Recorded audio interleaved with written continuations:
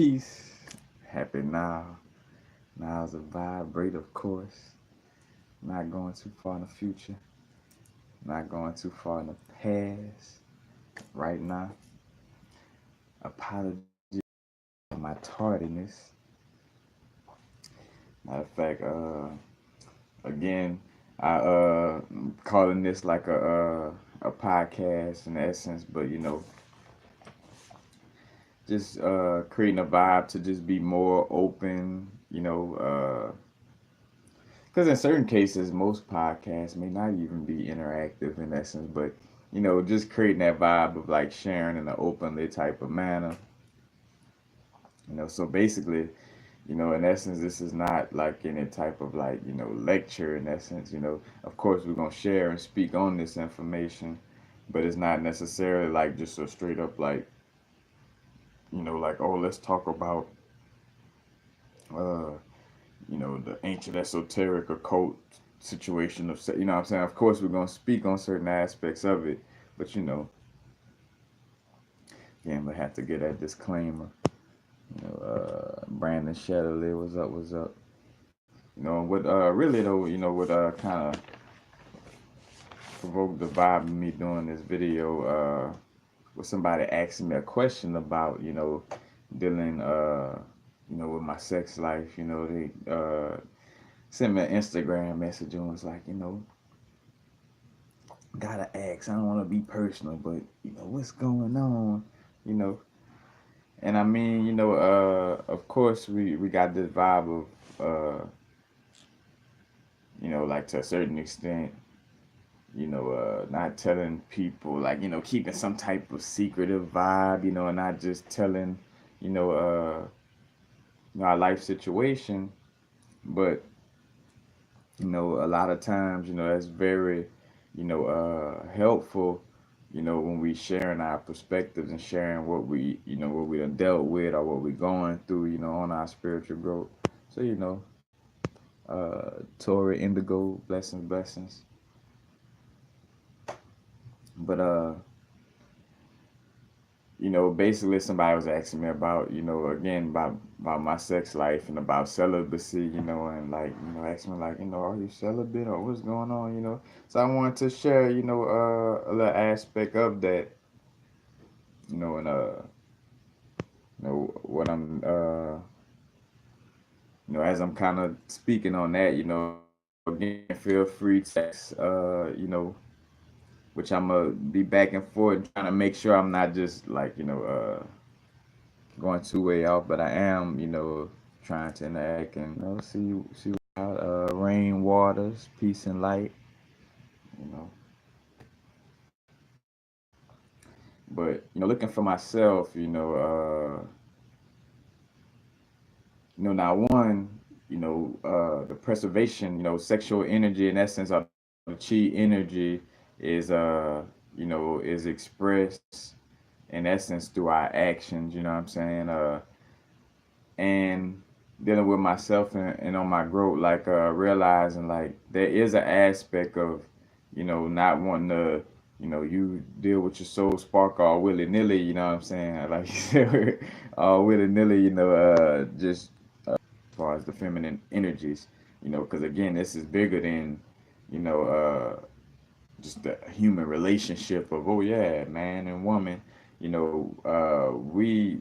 as, I say source on a human experience, and these human bodies basically are embodiment of these energies. Again, embodiment of them. Literally, you know uh energies embodied in a human aspect.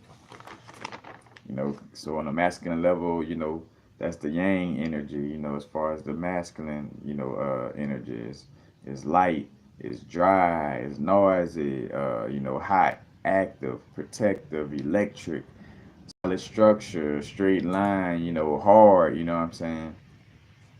And the feminine energy, the yin aspect, the darkness, wet, quiet, cold, passive, receptive, magnetic, empty space, curves, soft, so it's uh, two different energies in essence, And now, like, and right now, another disclaimer too. You know what I'm saying? I'm speaking from again, like the inner gnosis of my own experience and growth, and other aspects of putting together, other elements into this as far as information wise. But uh, JD, JD Lewis, Hotel, Mister I Am. Apologies, y'all, for the I don't know the Wi-Fi might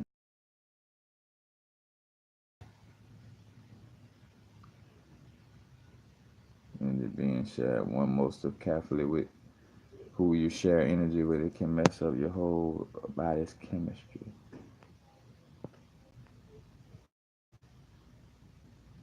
Yes, now and we're gonna get into that too, cause it's an aspect, of you want to be aware of what energies you're dealing with, and that's on all levels, cause I think about how on some levels, you know, sexual energy could be used to dissolve the ego. You know what I'm saying? Like, because to a certain extent, that's the idea of, sex magic and sex orgies. Of course, it's using that sexual energy, that blissful essence. Because in essence, the Kundalini energy is basically the bliss or the euphoric, orgasmic sexual energy. Matter of fact, I think about when I spoke about Kundalini in another video about like realizing if you're going through the energy, you know, like a wet dream may also be the sign of the Kundalini rising because again it's dealing with a sexual energy. And I think about Alim El Bay, shout out to Alim El Bay, but he was talking about a dream where he was having where he was at an airport and he came across this beautiful girl and and couldn't really make out who she was, but she was beautiful and the energy was up there, and then as he was really getting into about to speak, she kind of like walked away, like, and tapped him on the shoulder, something like that. And it's like he woke up and, shit, he then ejaculated in the dream, you know what I'm saying? But that was a, connection with the Kundalini in the airport, being the Kundalini raising, kind of like, the symbolic title of Snakes on the Plane, you know what I'm saying? And what I spoke of in that video. But, you know, Vesica was up.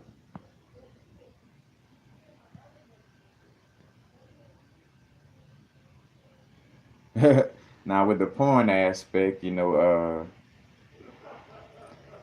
me, I realize, the energy that's put into porn, you know what I'm saying? Like certain scenes, like the disgenuine aspect and the handicap it creates by you continuously leaning on it, you know what I'm saying? Now, to each his own, but if you're able to deal with porn and still interact with humans, and deal with, like, and connect, because again, like everything is a balance. We may get into this vibe. It's always easy to be on the extreme. Like it's easy to just say, "Oh fuck it, I'm just run away from sex," and it's easy to just say, "Fuck it, sex, sex, sex, sex, sex, sex, sex, sex." You know what I'm saying? But it's we know how that may, indirectly we know the difficulty of balance in essence. That's why we kind of find ourselves trying to float to extreme because that's just the easy way. Let me just say fuck it and not have sex at all, so I just don't even have to worry about exchanging it, you know what I'm saying? Or oh fuck it, let me just go ham, you know what I'm saying? Just fuck the whole thing, you know what I'm saying? It's like it's somewhere you see across the board where it's some type of balance, and it is about us being genuine to our soul and what energy we really dealing with, you know what I'm saying? Because some of us are from a tribe, just like say for instance like a body in general, you know what I'm saying? Like you got cells that are from the genital area within this body. You know what I'm saying? You got cells that's from the heart area of this body. You got cells that's from the feet. You know what I'm saying? It varies as above, so below, and we are that representation on a on a human level aspect.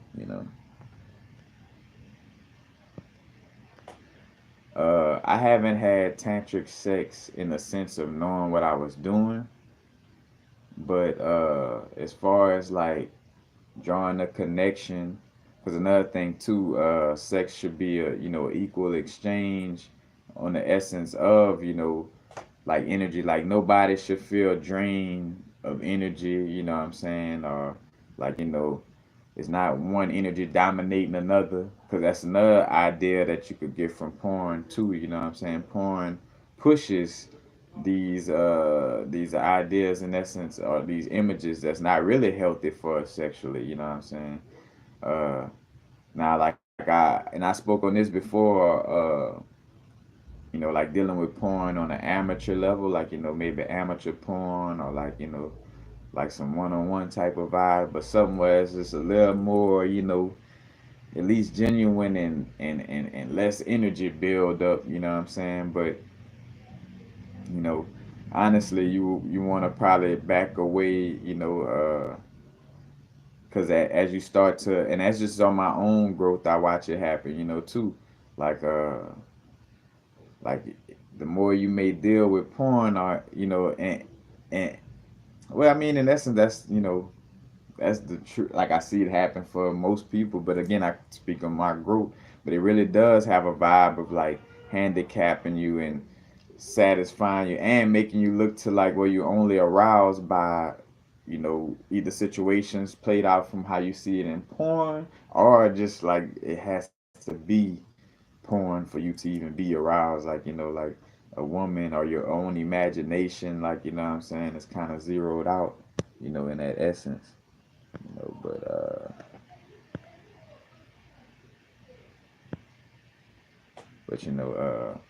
again, it is a certain energetic signature you picking up on by watching it. You know what I'm saying? And again, like part of my growth, you know, and I see like the contradiction, the contradictory energies. You know, like growing up, I always had this vibe and this dream. And I look at it, I'm like, am I being over sexual? Am I tripping? Am I looking into the future? And but as far as like I always seeing myself having multiple children, you know, but like all over the world type of vibe. You know what I'm saying? Like I always felt. Now that could be again just that over. Like I say, like when we're talking about peeling back the layers and seeing things just from the layer of my divine masculine energy, like and just seeing and feeling that strongly, because that's what solar phallic energy, sunlight, like the sun card, solar phallic energy, it everything, in order for something to be, it has to be what it is. You know what I'm saying? And sunlight shines. And sunlight shines on all kind of things. You know what I'm saying? Sunlight don't just shine on one thing. You know what I'm saying? Like it ain't just one plant that's getting impregnated from the sun's light. You know what I'm saying? But at the same time, like again, it is a certain balance with this energy. It's not us just again being all willy nilly with this, but again, like I had these visions, even before, and it always was never from a place of like, oh, I'm trying to, like that vibe of I'm trying to be a player. I'm trying to have like about 10 wives, and oh yeah, I'm gonna be the man, and this and that. You know what I'm saying? Like it always came from a genuine place, and I be catching myself, because another thing too, which comes with my celibate energy, is working out energy within my own sacral chakra within myself, because you know to some extent I developed this fear of dogging women out, like bro, I'm just scared that energy is fake, like really really, because again I'm genuine about it. I'm like I don't want to create no little new negative karma. I've been cleaning out things, you know what I'm saying? So it's like I don't want to create no heavy energy or no heavy attachments, you know, due to me, like, well, the whole time I'm feeling like this thought genuine and it really wasn't, you know what I'm saying? But like I see the vibe, and again, being authentic, because if I present myself like no matter what, again, like your relationships also go with, you know, like the energy that you giving off. Somebody is compatible with that, you know. Like for the person who want to get married, that's somebody that want to get married. For the person that deals with polygamy, that's somebody that want to deal with polygamy. You know, vice versa on any side. You know what I'm saying? Like, so there is, you know, that match out there. You know what I'm saying? Like, where again, you don't necessarily have to go through the hoop of everything that's, you know, already out there in essence. You know, but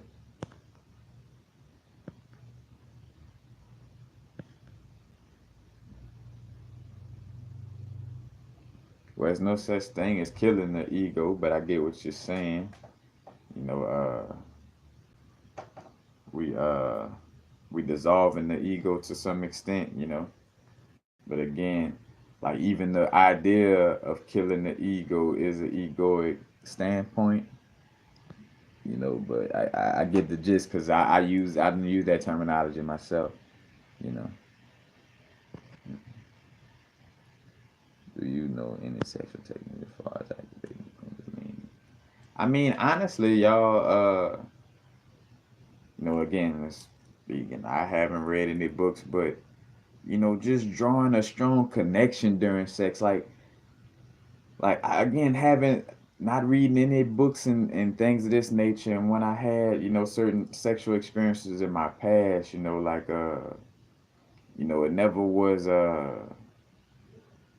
like the female, a lot of cases, you know, had one of their best orgasms, you know what I'm saying? Like it was just like you could just feel, like I remember one night, and I remember like thinking to myself like, damn, this shit crazy, because I remember like feeling like envision myself as a pharaoh, like for some reason, you know what I'm saying? But like this energy, and two, I realized, you know, we we connect certain energies with whatever we're taught, you know what I'm saying, too.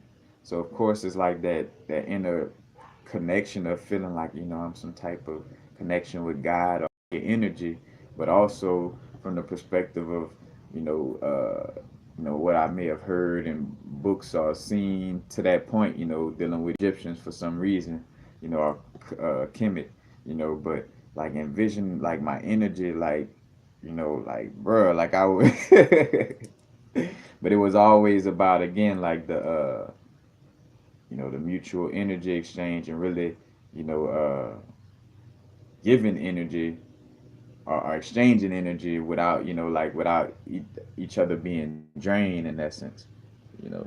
But again, the Kundalini within itself, you know, is kind of like, you know, the bliss experience in essence. Matter of fact, I think about Dan Winters, you know, speaking on like about, you know, teaching your kids the bliss experience. Like in order for your plasma field, your torus field to, you know, spin strongly, you got to be activating your bliss system, you know, activating that Kundalini energy, you know what I'm saying? And it also points back to, you know, the Garden of Eden and biting the fruit, you know, the snake handing the fruit to Eve, you know what I'm saying, and her biting that fruit. As a matter of fact, I know, matter of fact, that fruit of life, you know, but you know, that's also pointing back to that energy. And I remember I did a video on this a while back, but I'm trying to see if I got that little diagram. But, you know, like being in the midst of the garden, you know, the little different trees, little tree branches, you know, biting from the fruit, you know, in the midst of the garden. You know, that's one of the many different definitions, you know, in matter of fact, with a Kundalini at, you know, as well. But is that aspect of it,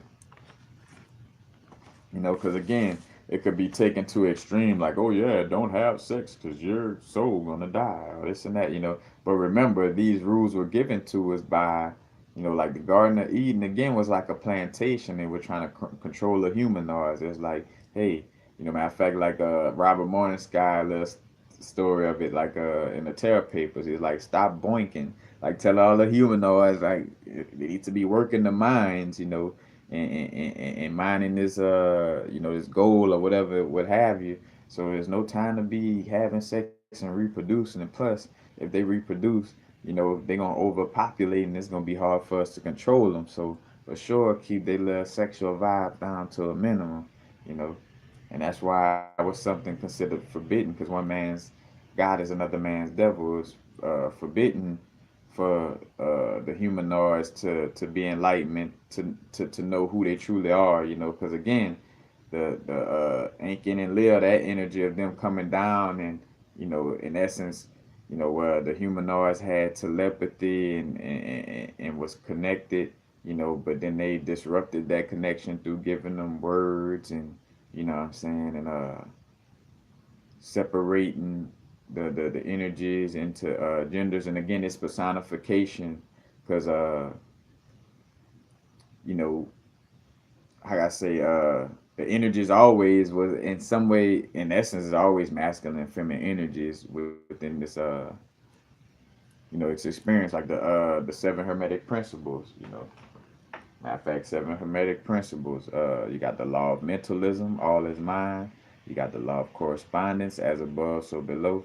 You got the law of vibration, everything vibrates. The law of polarity, everything has dual and has poles, or duality. Uh, and I say duality, so everything has poles, polar opposites. The law of rhythm, everything flows out and in, or rise and fall.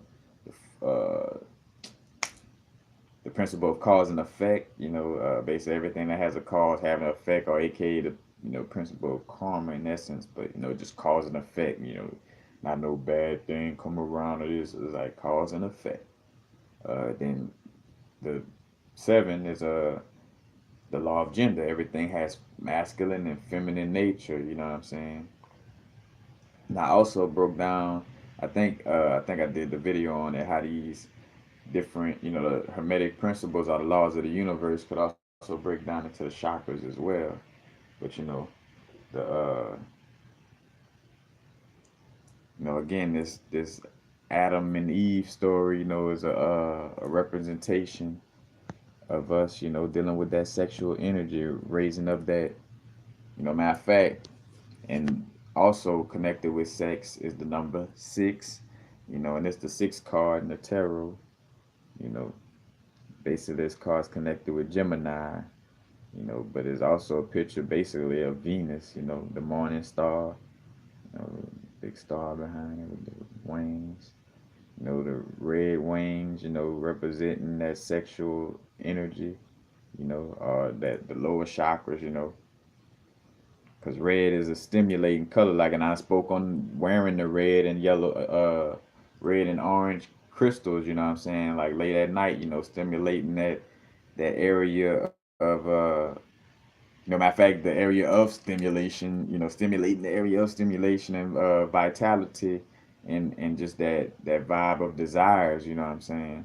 Being pushed with those. Again, speaking to the crystals, working with those crystals, but again, and what she got, that serpent, you know, that fruit, and this little tree ain't got no leaves, it just got the little fire on it, you know,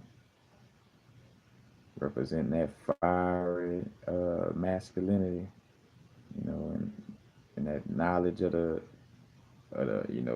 primordial feminine energy in essence, and biting from that tree, dealing with that Kundalini, you know. Almost like saying like, hey, this feminine aspect represents that primordial ancient connection.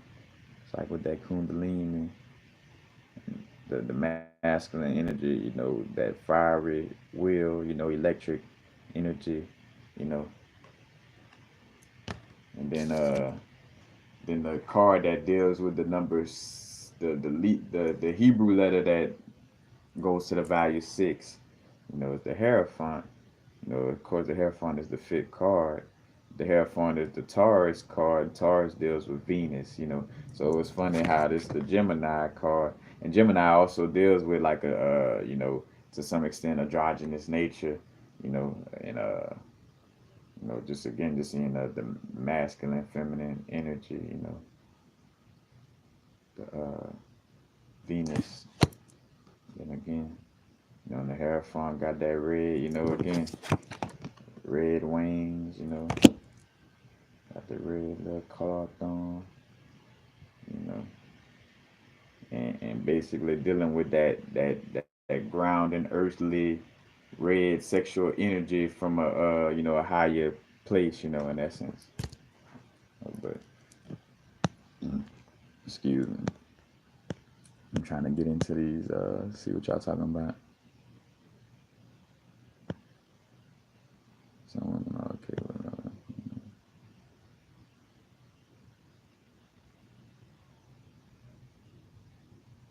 All right, rain waters. Chart sitting out in the sun. Because matter of fact, and definitely just to experience, sitting out in the sun in general.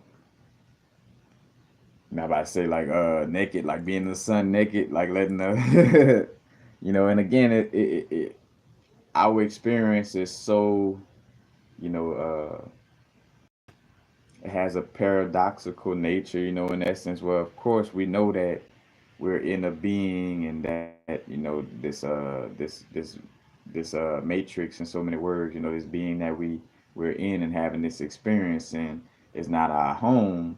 It's just like the sun ain't really, like we got an inner sun and they got like the true sun that's behind, in essence, you know, which from my end of the vibes, I don't, not saying it's right behind in essence, but you have the actual sun what we see, and then a true sun that represents,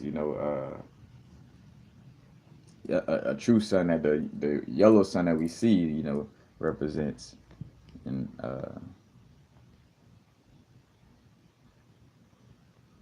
Diamond, all right, good question.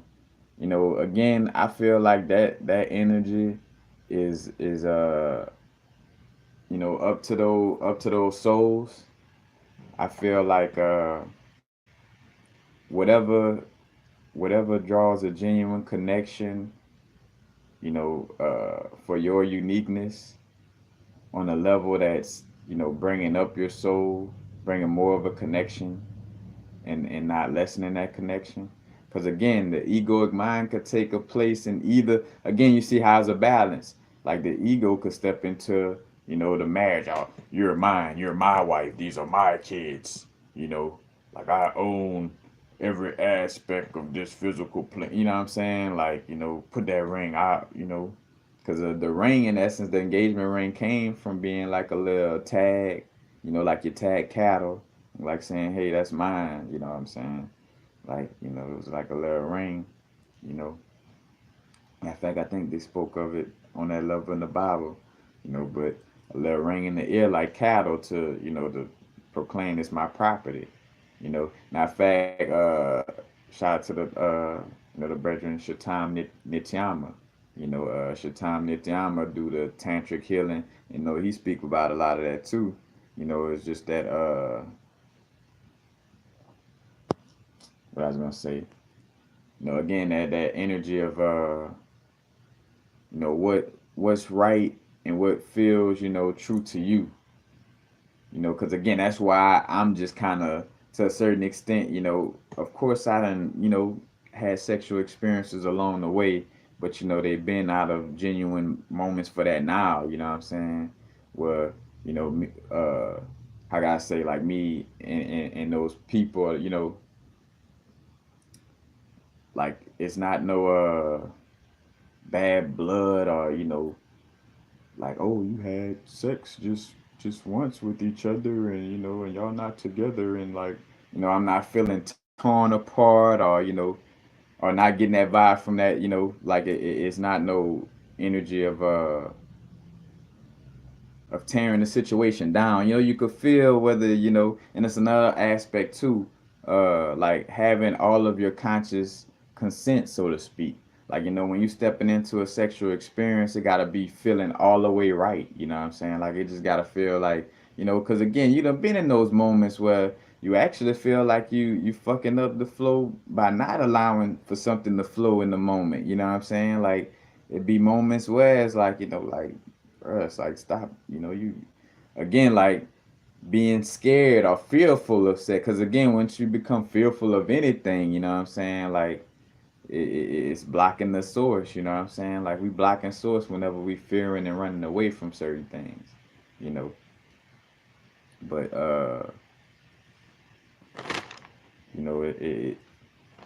it to me it's up to, the vibe of you and that partner, you know what I'm saying? Because I could see it all, different strokes for different folks, again, different aspects of the body, you know what I'm saying?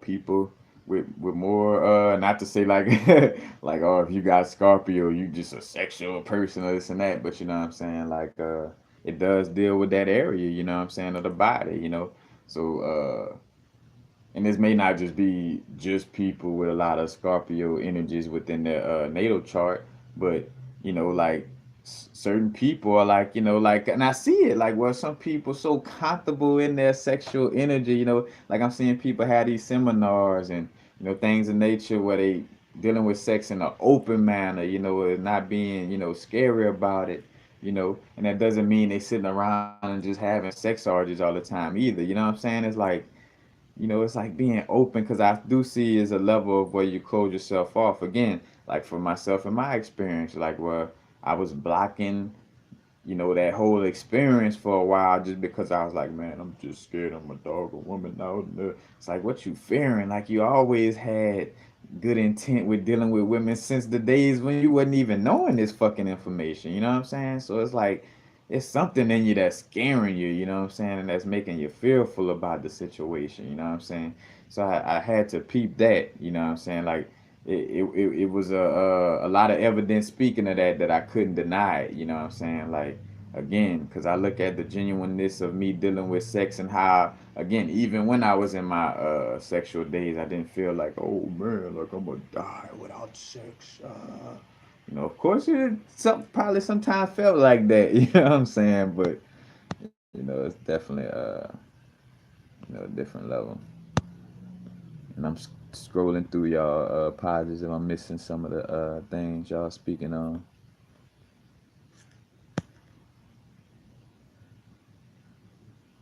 If they are not just themselves. I mean, you can answer that question yourself. Young Phoenix, why aren't rich people investing in scientific research or something that would benefit all, not just themselves? Like, you know, uh, come on, you gotta know better. Or you just popping up on the scene? Like, if I'm wanting to run things and control people, I'm not about to tell them everything that there is to know about themselves. You know, there's a reason why the slaves were given just the Bible. Like, motherfuckers was told, like they you get killed for reading. You know what I'm saying? Like, literally, like a motherfucker will murk you for picking up a book. But here this Bible though. Here you can have this book. And they went straight to that little verse, wherever it was. That was like, it say you should obey your master. You know, that was cool about the was what's the brethren, Nat Turner. And him, like in the movie, using the Bible verses that went against, like he was smartly using the Bible verses that actually proved that, or speaking to that you should be free and that slavery is some bullshit, you know.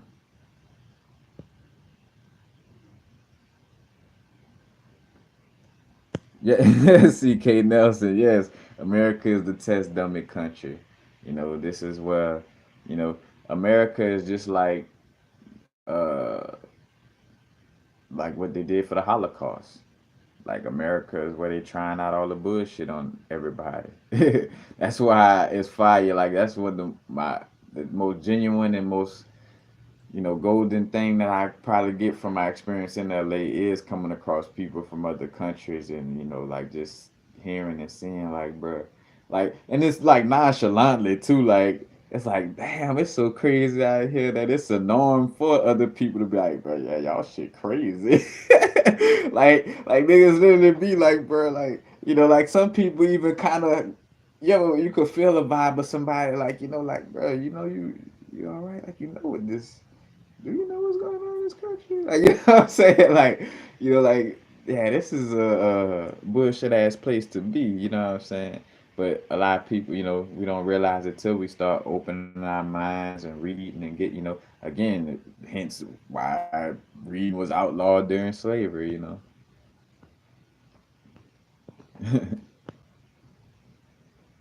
But yeah.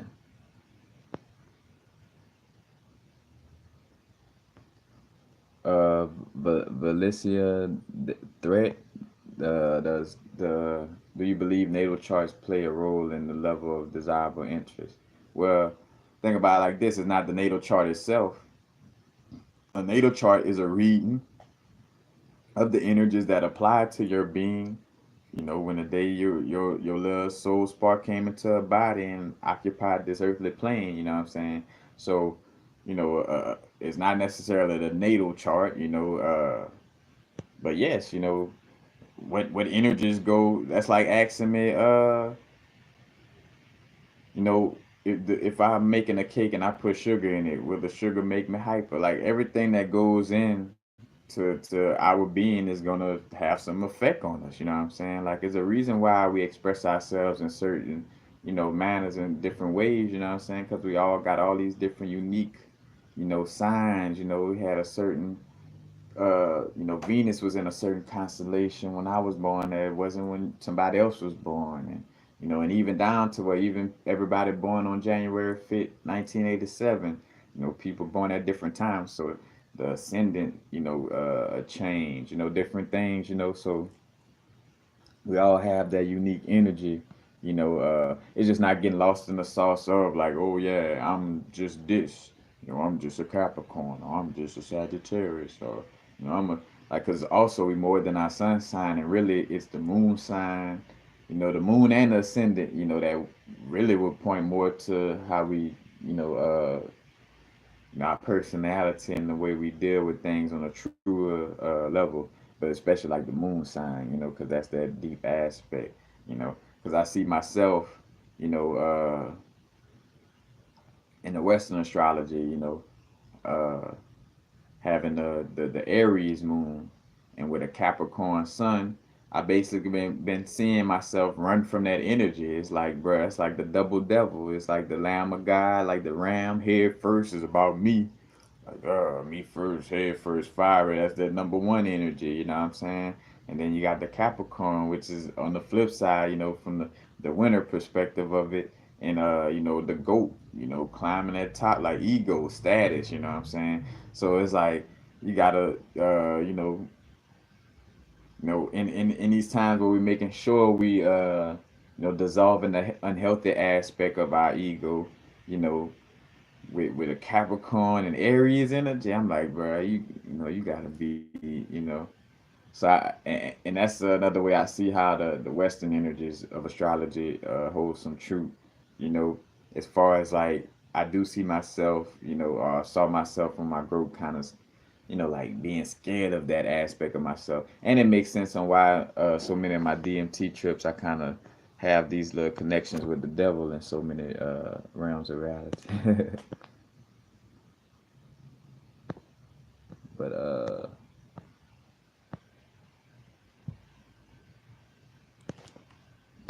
passionate now, it's like, and again for me, uh,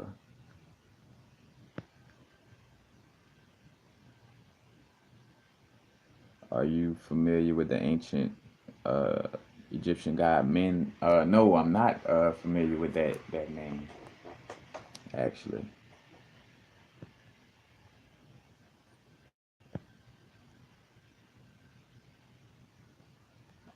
Yeah, very nice. Very good. I imagine be very conscious. I mean, in so many realms, I'm as far as like dealing with the root chakra, like in order to be in a place of making sure I'm taking care of myself, and you know like being grounded in order to sit here and study, what I'm saying, it is taking some root chakra grounding, of course, you know which for me, yeah, because of the way I had my approach on my growth, which I realized that I did go through the process of grounding, but it's like once I found out about the crown chakra and that connection to all, like, and once I saw that, the more I raised my vibration, the more I had like, obvious metaphysical abilities, like like telepathy, and, like the thoughts I was thinking was coming like, a little quicker than, like, it's like almost like on some like, damn, you know what I'm saying? So that's why I was kind of like, let me stay in this higher aspect of my my chakras, but it's definitely always about the balance. Matter of fact, because too, speaking of the balance and the sexual energy, you know, you got the masculine, the testes, the fire and air aspect. You got that feminine, what I'm saying, aspect, and the water and the earth, creating that balance. That triangle, matter of fact, the symbol for the heart chakra, and the heart chakra in between the higher and the lower nature. And also again, like with this star too, the star of David, or dealing with Solomon's temple. Solomon's temple is the body, the temple, and having that balance. We are electromagnetic beings, electric from the masculine energy, magnetic from the feminine energy, you know. And two, like in essence, that's what the being in between pillars will represent too. Like, how the Hierophant is in between the pillars. It's balancing that earthy, sexual Venus Taurus energy. You know what I'm saying? It's from a balanced place. You know, like from a place of being able to command things, and not command on some, oh, I'm commanding and controlling, but just from that divine, like wielding the energy, because I see that these little brethren got a ball spot to symbolize that they're, two men.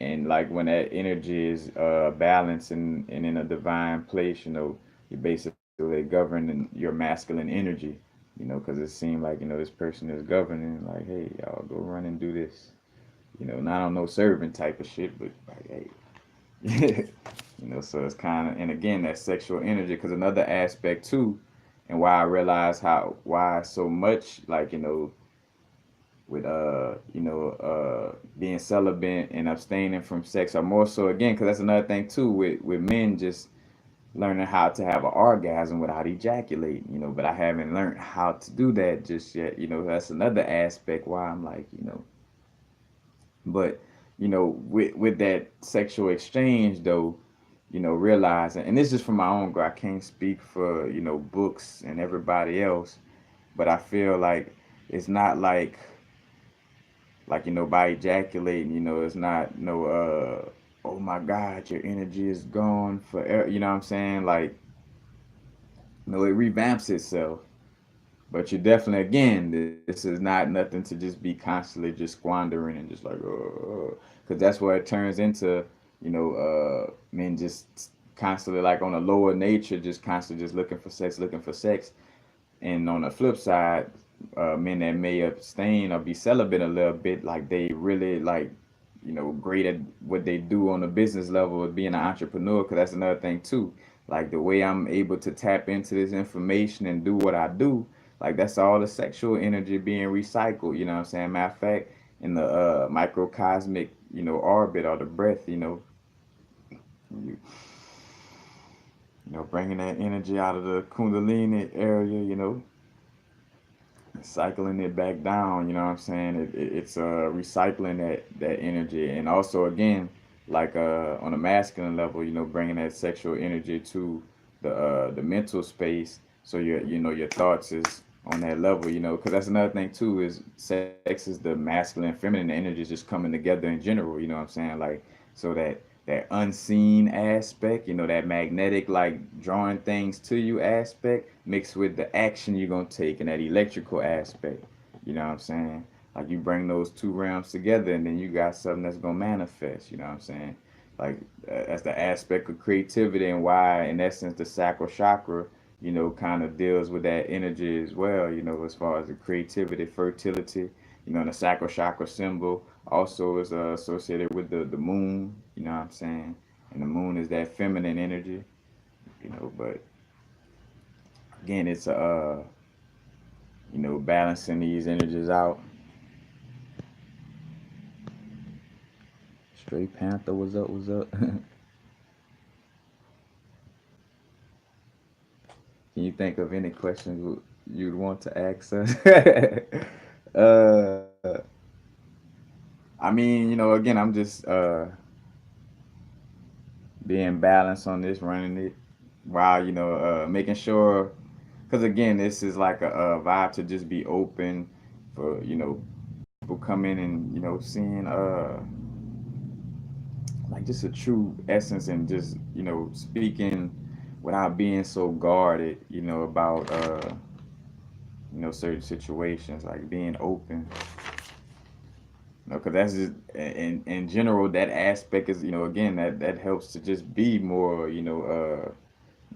like less uptight about our energy when we also speaking on things. Because again, they didn't let sex get to a vibration where it's like taboo, like, oh, sex, like, oh, be scared, and that's, again, that's what's harmful to us. One man God is another man's devil.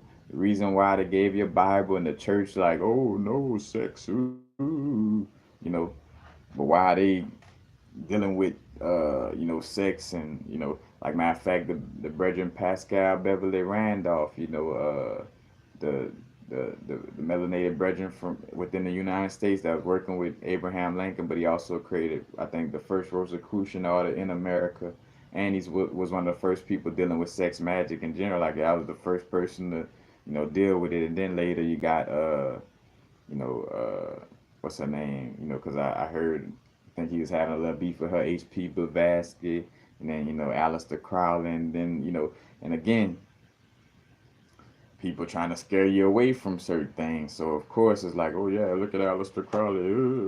He was so sinister with it and this and that, you know. But that's also the aspect of trying to scare people who going to really, deal with that energy in a beneficial way, trying to scare you away from it, so you could be depriving yourself and be all locked up, uh, energetically, because you're scared to have sex due to, you know, all these little monstrous vibes or little scary stories of biting the fruit. Don't bite that fruit, because you're going to go to hell if you bite that fruit in the Garden of Eden that these beings set up to keep us down. And, you know what I'm saying? It's like, again, you're not just like, sex, sex, sex, sex, just squander all, but it's definitely not running away from it either, you know what I'm saying? Nah, and I spoke in that, and then and I got a sex, because it's gonna be going into that playlist as well.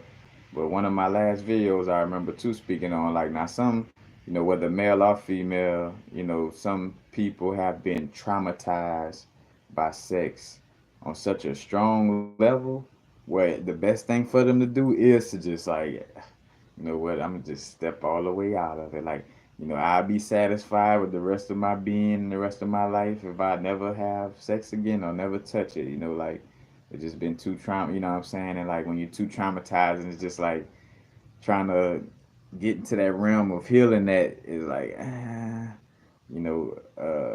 healing through being open to it. Is just way more difficult. You know what I'm saying? So it's like, it's just best for me to be. And I mean, hey, again, as long as you're being true to the essence of your soul, and that you ain't gonna feel like, oh man, I was being scary. I could have, at least, I want to, you know, bring a little soul into this world. I want to connect with somebody before I went. You know what I'm saying? Well, if that's how you feel, then again, don't, run away in that on that level. But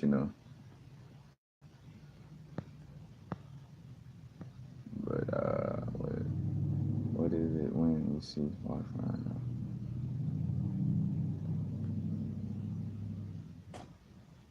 I'm trying to stay in the.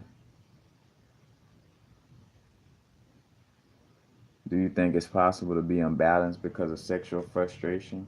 Yeah, of course. Like that. That's the thing. Like you know what I'm saying. Like I watched it for myself. You know, because again, you get into that vibe. I remember speaking on that. Like if you're seeing yourself like eating a lot, you know what I'm saying. Especially towards the like late at night, or you know, or just in general, you just find yourself like wanting to eat because you're looking for that pleasure that you're not getting from you know running away from sexual pleasure.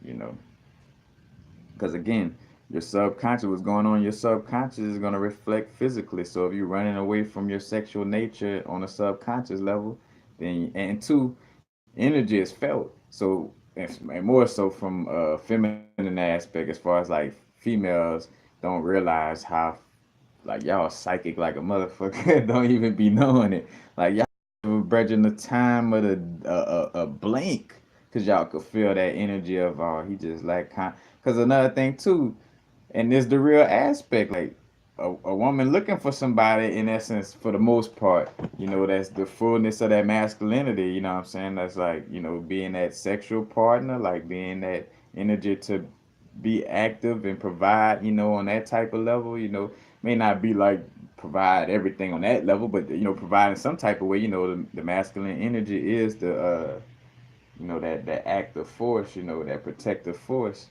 you know, but it's like if as a male, if you like, oh, like man, I'm scared of my sexual nature, or you know, then you're gonna create a situation where women gonna stay about 500 feet away from you because they could smell that energy coming off of you.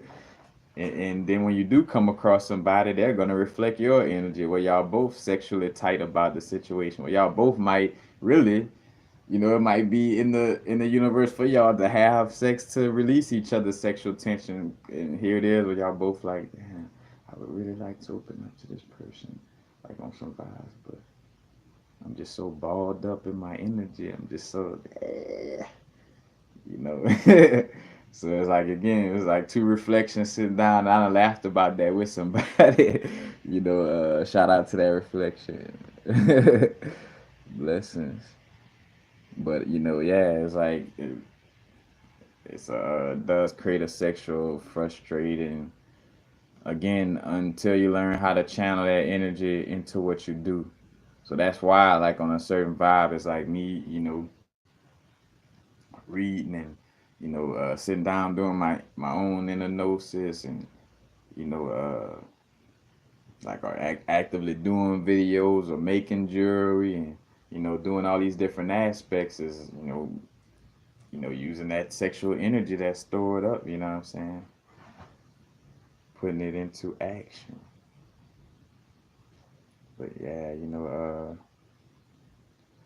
and another thing too with dealing with people, you know, interacting with you know beings on a level of a not just sexual, but I thought about like say for instance too, with us not, you know, like being in the moment. Because another aspect, you know,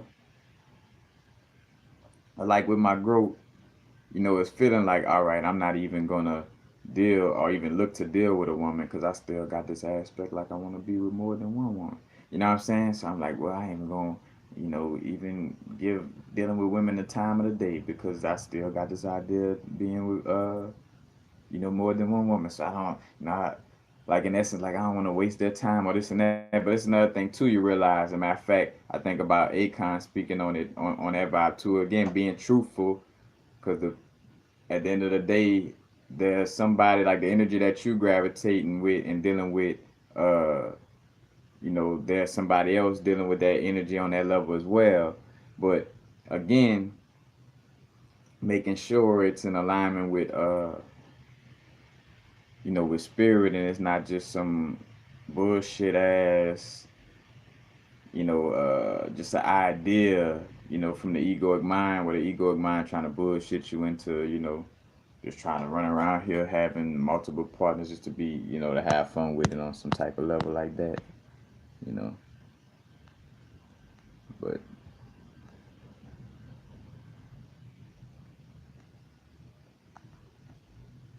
respect.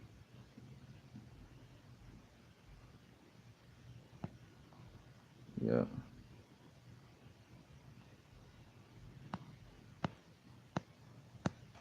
But matter of fact, I just saw somebody say something about crystals. Speaking of crystals and the sexual energy, uh, hematite for the males. Matter of fact, garnet and ruby too. But I would definitely say hematite for the males and malachite for the females, or any copper-based crystal. Matter of fact, chrysocolla comes to mind as well. You know, and also for overcoming sexual trauma. Working with snowflake obsidian and carnelian is definitely a great combination as well. You know, but again, a matter of fact, I also had a little note: make your sigils have sex. As far again the masculine, feminine energy, like because I remember how like the runic letters, like the runes or whatever, they are like straight lines, embodying the masculine energy, and then you got which I couldn't think of like a certain type of letter, but letters with more curves and it is embodying a curve like feminine nature. If you're doing a sigil, like mixing those styles of letters, in order to bring those energies together, what I'm saying, and make have some type of manifestation, you know, bringing the more potency to that level of manifestation to that sigil in essence.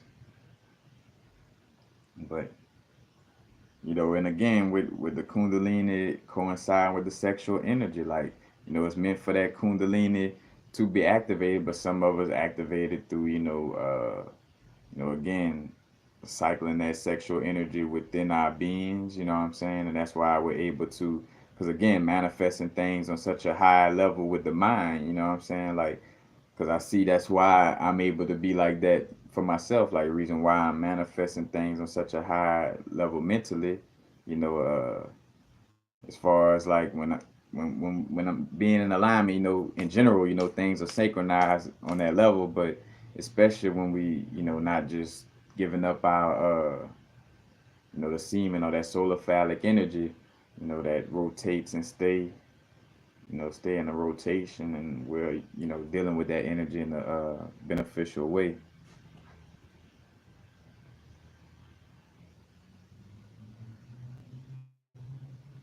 What for over? Let's see.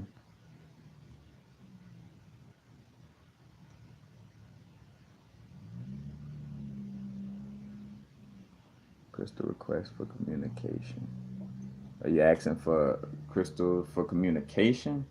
Uh, Septarian. Matter of fact, since we talking about that area, Septarian is a good crystal. It's yellow calcite with aragonite, in it, and it has that grounding energy, but it's also good for the throat chakra as well. Satellite and lapis, of course. And somebody put lapis. What are the thoughts on astral sex? That's another aspect of it too, because I done felt myself, connecting with, kind of like in that astral thought realm in essence. Not say astral thought realm, but, in that astral realm, connecting, because again, I'm saying that because through the thoughts through the mental, plane. But like there is some level, because I done spoke, like where I had to ask somebody, like, have you been thinking about me in some type of way? You know what I'm saying? Like, you know what I'm saying? Like, cause you definitely could feel those energies. Cause that's another thing too, like how strong you feel that energy, whether you're close to that person or away from that person. Like, if you find yourself possibly like kind of having a little, thoughts of a little sexual connection, you know, that's probably because one of y'all, one of y'all initiating it, but it's that vibe of like having that, seeing that connection, on a higher astral level.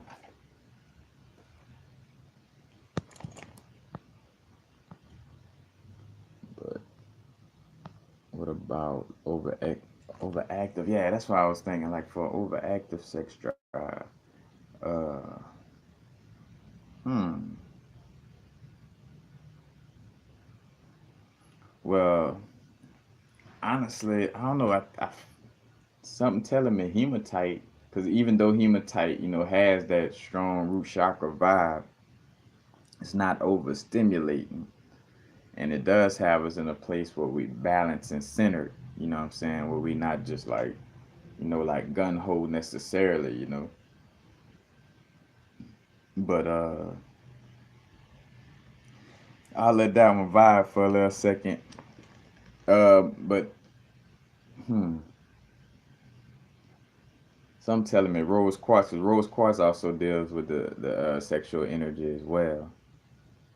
But and yeah, sit and fire agate. Yeah, fire agate is another great one. Cause matter of fact, in essence, fire agate and carnelian damn near the same thing to some extent. But fire agate is matter of fact great for protection from psychic attacks. Cause most psychic attacks too, most people prey on your sacral chakra, like that energy of your desires. You know, but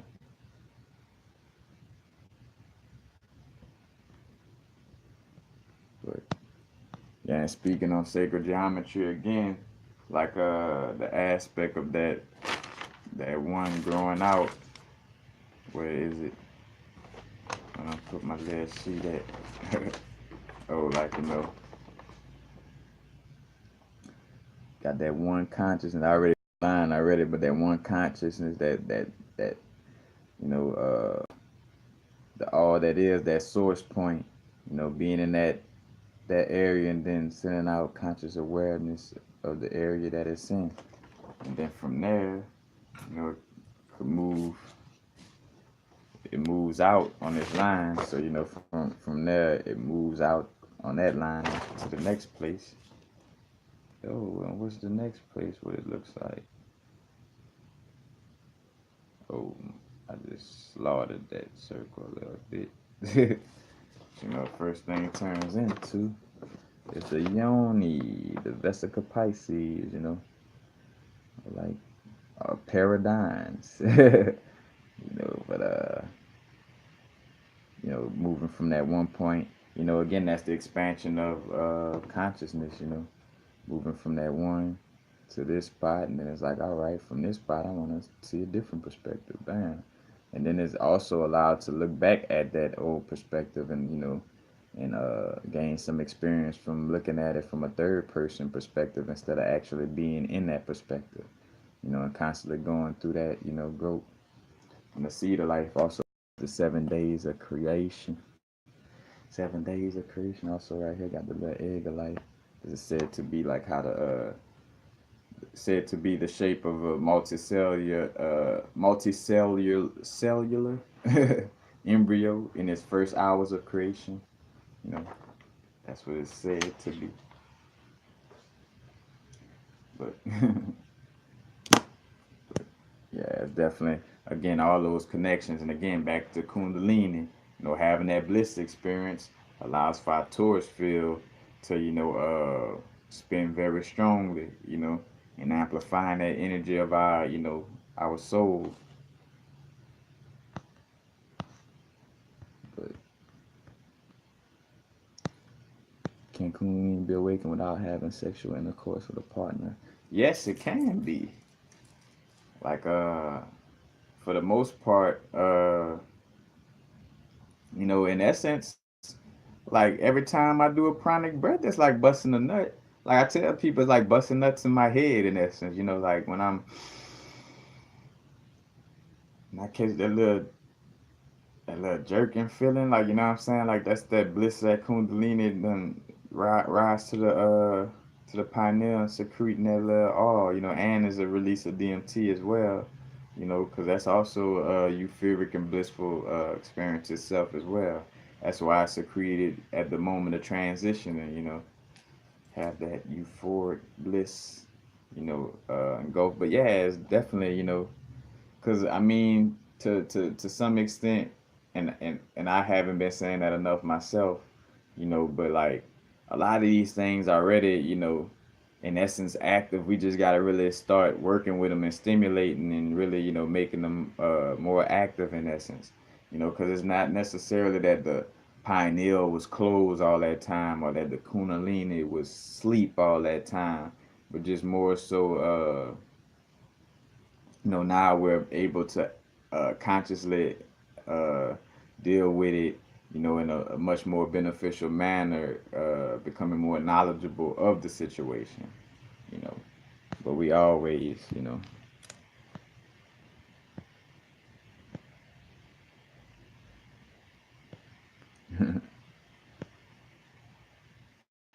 that's what I thought too. I just want to see them.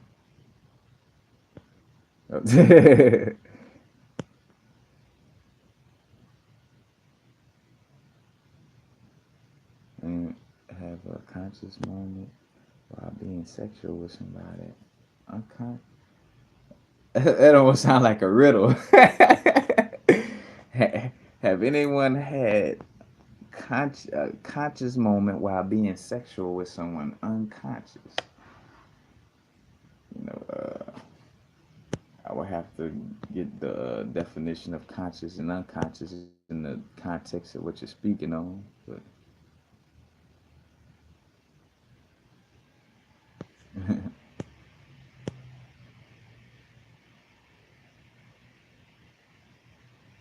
oh yeah, Shiva Lingam. Matter of fact, cause what's funny? Before doing this video,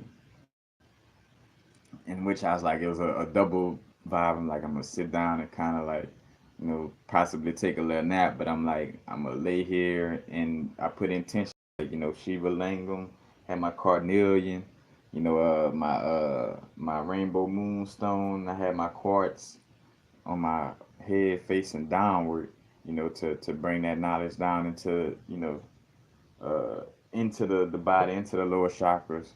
But like I was asking for it to bring forth some sexual knowledge, you know what I'm saying, from the ethers to, help bring forth some information in essence.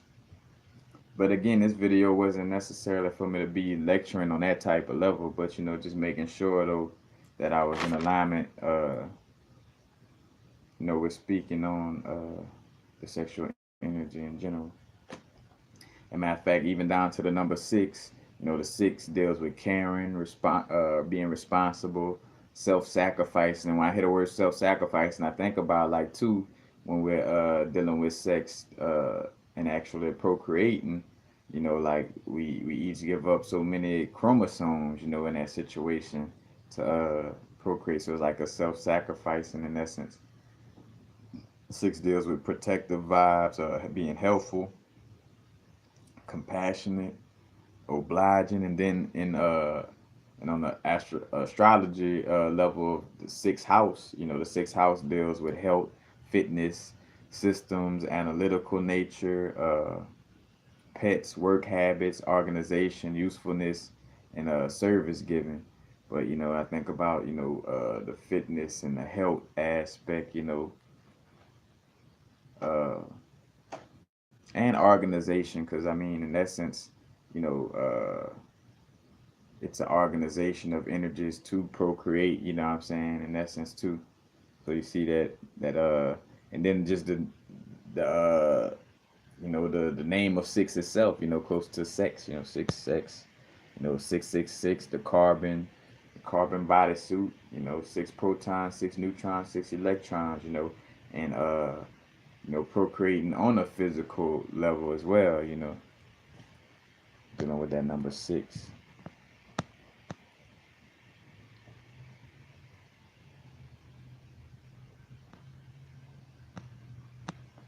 Yeah, because again, it's all levels to this, because you could feel the energies of somebody without even having sex with them, let alone having sex with them. So that's another, again, like where a person run away from from sex, but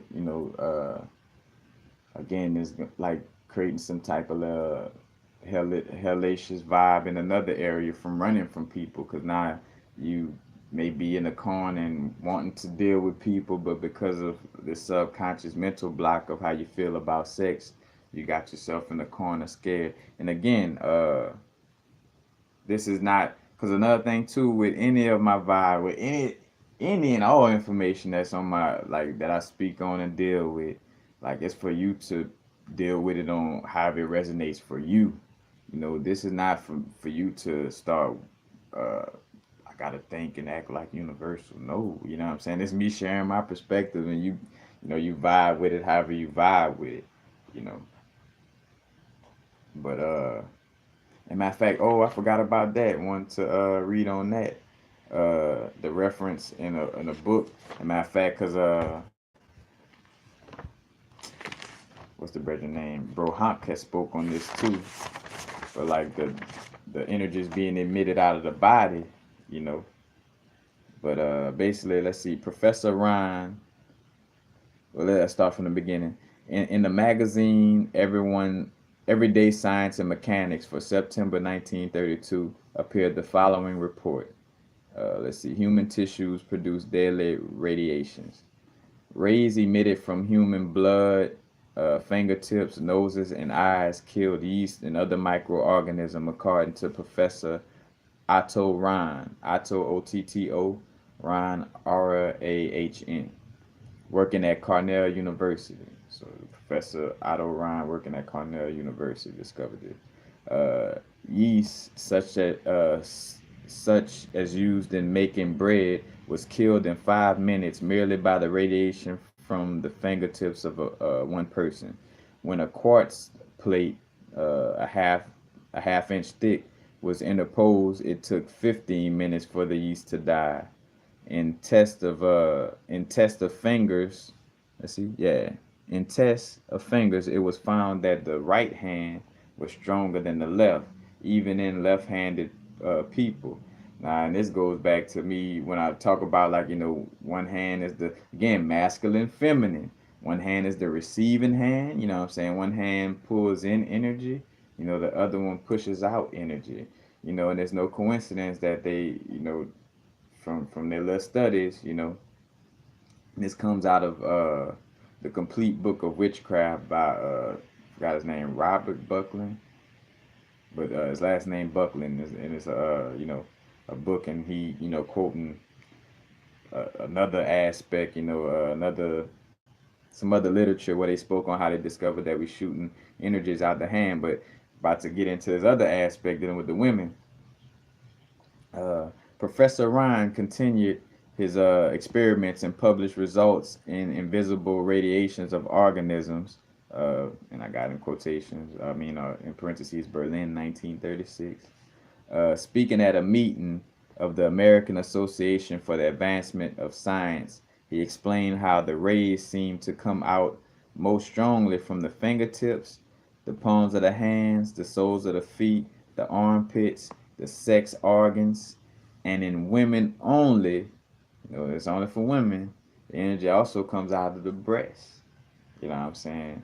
Dr. Harold S. Burr of Yale University spoke of similar experiments and conclusions when addressing the Third International Cancer Congress. You know, and this was again, like, the sexual energy into radiating from the sexual organs, and I just say, excuse me, not sexual, but energy, in general, like our you can almost say like our chi, and again, you see the magic and the power in, women that may, like, show the body a little more, you know what I'm saying? Like, the breast may be out and things of this nature, and why y'all able to, like, what's real, again, like that magic and that psychic ability, like what y'all be knowing without knowing. Like, y'all know what time it is. And it's no good or bad thing as far as you dealing with the energy of your being, because again, you're in a society that's trying to, like, the way things overly masculinized and trying to turn you into a masculinized woman in essence. It's very important to kind of keep your, that feminine embrace the power in your feminine energy. You know what I'm saying? Like, it's I put it like this: as long as it doesn't go into a place where you're, harming yourself and others, by all means, because again, what's real is that us, like, say for instance, like, we actually create sexual deviancy through being uncomfortable with like nudity and stuff like that. Like when you see all these indigenous beings that's comfortable with being naked and things of this nature, or people comfortable being naked, and seeing it, it creates less of a deviant nature compared to, like, so say for instance, the little and you know how horny we could get as boys, like little boys, you know what I'm saying? We you know what I'm saying? And you could tell though, like within these indigenous tribes, like the little children ain't just always like, oh, look at the breast, look at, you know what I'm saying? Oh, like they ain't, that's an everyday thing. Like that's all they knew was females walking around, seeing their body suits, on that level. So it doesn't create a sexual deviant nature compared to, a little American kid that been raised with everything about having clothes on, and the moment you see a woman breastfeeding, doing something that's natural, as a little kid, you might be taking a little double take, like, oh, look at her, look at her breasts, you know, sexual deviance due to suppress, you know what I'm saying, suppressing the openness to the vibes, and that's again, just seeing it, obviously on so many levels, but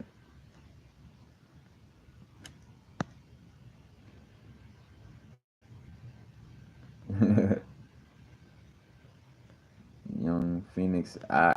I'm kind of into martial arts. Yeah, I keep it real. I haven't took that step, which I got to get back with somebody in LA on that, like to learn some Brazilian jiu-jitsu and things of this nature. I'm definitely wanting to tap into that realm, and just the energy of, dealing with martial arts. But yeah, nerves and like the whole body correlating from the hands and the feet. Yeah, I spoke on that in my I think that last live video I did.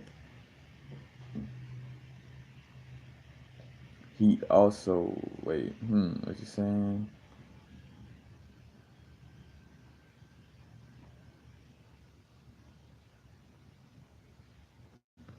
Wait, let's see. What y'all see? Y'all saying something about something changing? Do you have any sexual goals? I sexual goals. With that one, I don't even know what to say.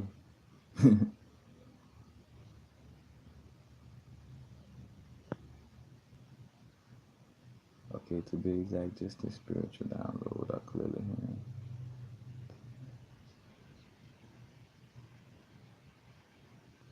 Okay, to be exact, just a spiritual download. I clear hearing your inner God talking while being sexual with someone not on your vibration. Oh, that's what you was talking about earlier about having sex with somebody unconscious and you know, I never really had that experience before. Not for it to, or at least it would stand out to me. Like as I was reading it, I would have like, oh man, like this situation. I can't think of none, uh, because for the most part, I always gravitated towards somebody in some way, form, or fashion. We was like, within the same vibration. Because of course, I always knew it was more to life than what it is. But I mean, just because I had that idea doesn't mean that, you know, uh, I'm more than the person that don't know, and that I shouldn't have sex with them because they not into the fact that we more than humans, so they energy gonna throw me off because they not as conscious as I am, you know what I'm saying? And I ain't saying that's what you saying, Alexa Davidson, but you know, again, I'm trying to look at a vibe of seeing have I ever had, you know, sex with somebody that just felt like it was like where they were just completely like, we just, you know, and that's another thing too, where it was hard for me to like those vibes of like low key, as much as I would want to just have sex in essence, I still like somewhat deep my inner being wouldn't allow me. Like I wasn't able to have sex with just any. When I say any old person, like somebody that just where we just complete like where you just like that person is just dumb as a doorknob. Like you know, like I gotta be able to be intellectual. I mean, and say intellectual, I gotta be able to talk with you and you know converse. You know, in some type of way of form or fashion where we on some type of same level. You know what I'm saying? Like I never could just like oh yeah, you know, just for the sake of busting a nut, you know, this person who I wouldn't even be caught dead with or talking. You know what I'm saying? Like you know, what's funny is how I had that sensual aspect even when not looking at sex in a sensual way fully. You know, because again, uh, you know, just being a little knucklehead of just growing up as a male. You know what I'm saying? But still having some type of you know, strong connection with my soul, you know, and that inner source, you know, just not having me gravitate to that just like just sex, like, you know what I'm saying, on that type of level. You know.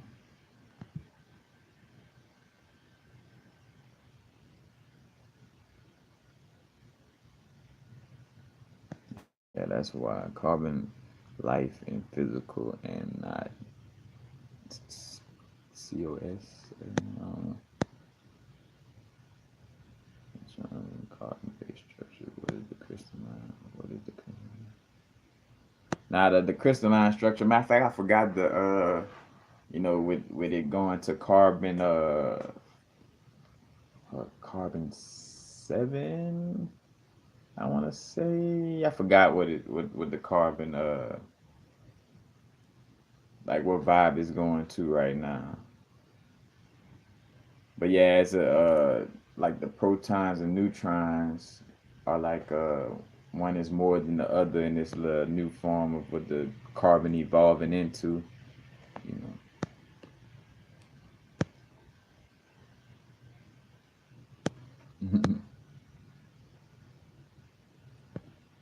but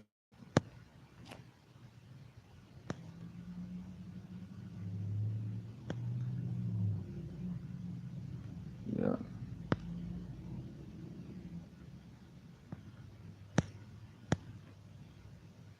Do you have any sexual partners at the moment?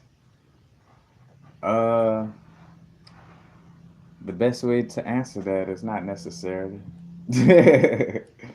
You know, let's just say I've been back into my working vibe. You know, like I'm strong in my working vibes or whatever. But you know, there you know, there are beings that I stay connected with or connected with, but you know, in this realm, like right now, especially going through all this little vibes of going through energies, you know, it's again, it's now is the vibrate, you know, and at some points of your now, it might be healthier for you to, you know, indulge in sex, you know, and then another aspect, you know, it may be detrimental for you to deal with sex. In another aspect, it might save your life and your energy for you to have.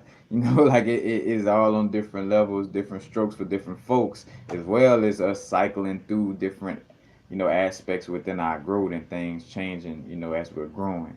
You know, our now moment consistently evolving and asking for something different. You know what I'm saying? So, you know, but yeah, for the moment, I'm you know making sure I'm again that energy being channeled in, what I'm doing is work. Because that's what the virgin asked me too. Because people, you don't realize it coming from that perspective. So I can speak on it now. Like, it ain't hard like to deal with this energy. You know, now I would say it would be difficult if I was being idle. Like, so if I, not having sex and then just and not being an entrepreneur, just sitting around not having sex, like, yeah, that would probably become a little, like, some tension. Like, I have a strong vibe to do something. That's when the little masturbation demons like, come on out. Which, and that's another thing too, which that's why you see the female is so beautiful. Y'all such a beautiful mechanism because y'all are able to have multiple orgasms. Matter of fact, you're able to have an orgasm up to 3 hours long. You know, you could be shaking like a long while afterwards. You know what I'm saying? And not squandering your energy, while a male have to make sure he not ejaculating when he have an orgasm. You know. So like, and the reason why I'm saying that because I spoke on masturbation, and on the masturbation level, like that's another quote unquote advantage a female may have in that area is being able to masturbate. You know what I'm saying? Like y'all could masturbate and catch a little, orgasm and bliss and be focused on, y'all wound, like y'all got the wound, to embody that either bringing a physical human being here, or again like actually manifesting a idea or thought, into the physical, you know what I'm saying, very strongly, but yeah, y'all have that advantage, with the masturbation vibes compared to a man, masturbating and ejaculating, and and I, of course, I would say this much though to a male: if you're gonna do it, at least use it to your benefit. You know what I'm saying? Be focused. Matter of fact, focus on getting over sexual energy bothering you like that. Hey, in a paradox, like masturbation magic to get over masturbation. I'm gonna use this intensity because, as a matter of fact, because in essence too, like speaking on charging sigil, or when I talked about the sexual magic of sigils, but charging the sigil is actually like like when you looking at it to put that energy into it. I explained in the video where you could probably like be stretching and coming out of a like when you're really going far to stretch and you're like you come out of it like that, be looking at your sigil, like some form of like like strong feeling or vibe in that type of manner to charge the sigil, or it could be sexually charged, you know what I'm saying? To each his own. We all got different resources and then different situations, Because again, you know, just speaking from what I pick up on my own little vibes on my own group of what I could speak on, what I've experienced, you know. Because also another thing too, another aspect of sex, you know, making it sensual. Like it ain't even gotta be necessarily vaginal intercourse. Y'all could just have oral sex. You know what I'm saying? Like keep it, PG. Keep it PG. But I'm bullcorning, but like real talk. You know what I'm saying? Like if that, not wanting to cross that barrier, keeping it on a blissful level like that.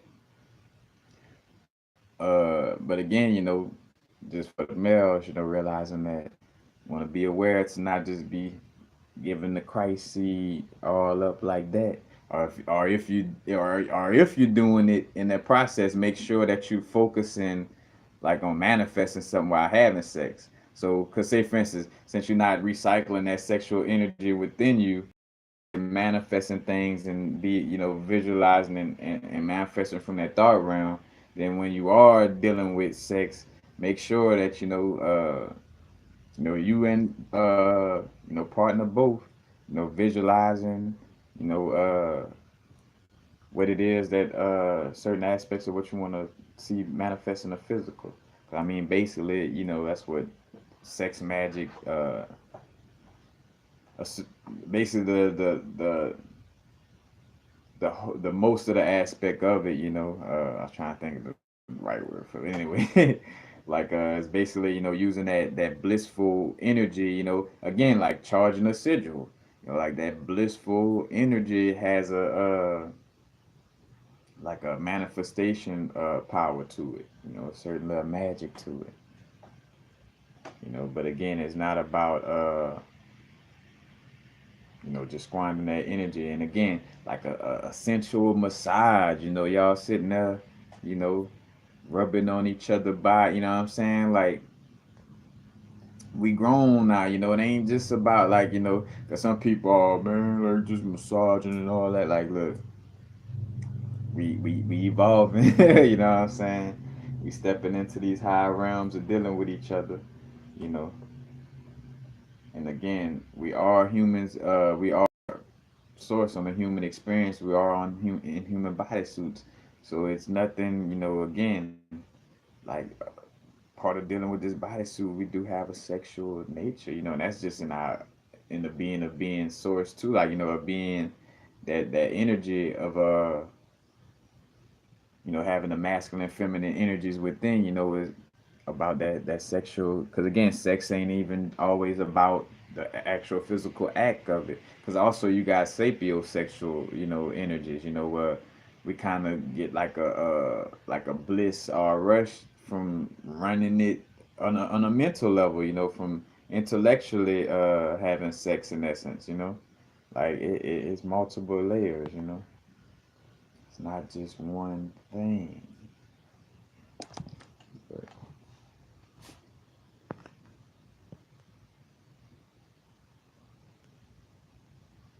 Golden Arcus Tarot, do you think about having sex with escorts? I mean, again, you know what I'm saying? If, because at some point you're going to realize, like, all right, I'm just like tickling, not say tickling my ego, but yeah, like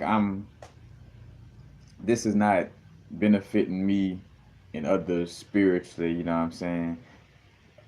Again, it's so many realms. Just like water could be used to bring life, water could also be used to kill us.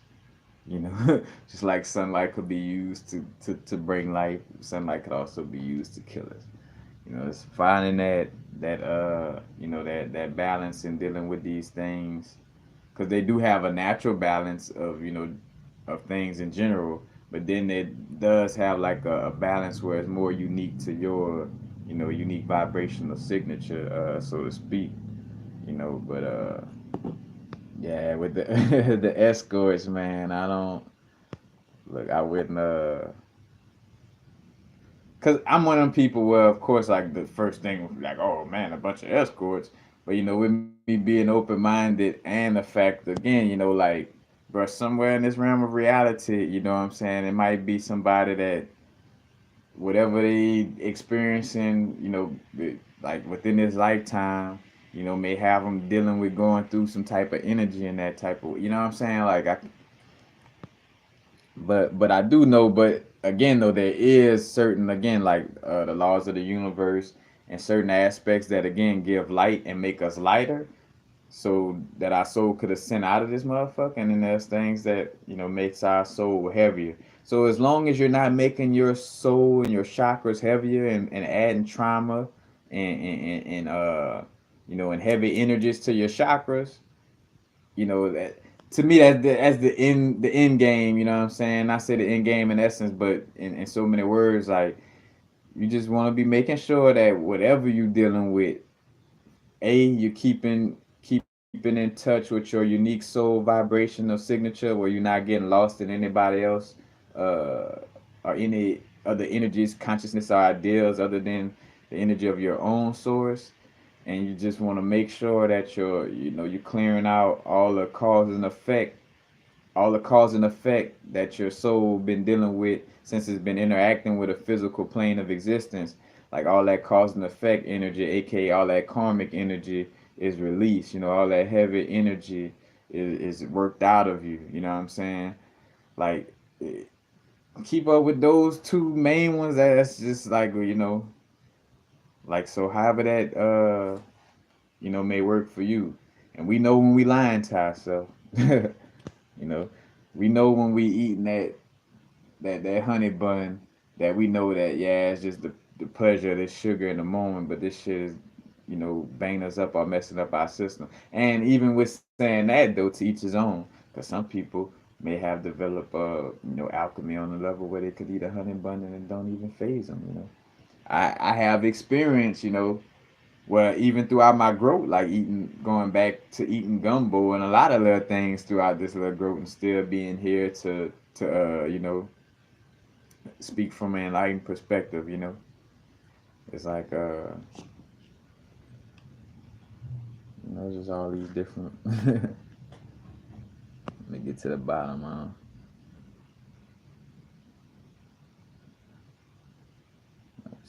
Venus, And yeah, matter of fact, speaking of Venus, Venus, like, and I remember, I don't know who wrote that book, but I always remember hearing it being popular as a little kid, like men are from Mars and women are from Venus. But again, that masculine, feminine energy, the Mars energy deals with aggression, war, lust,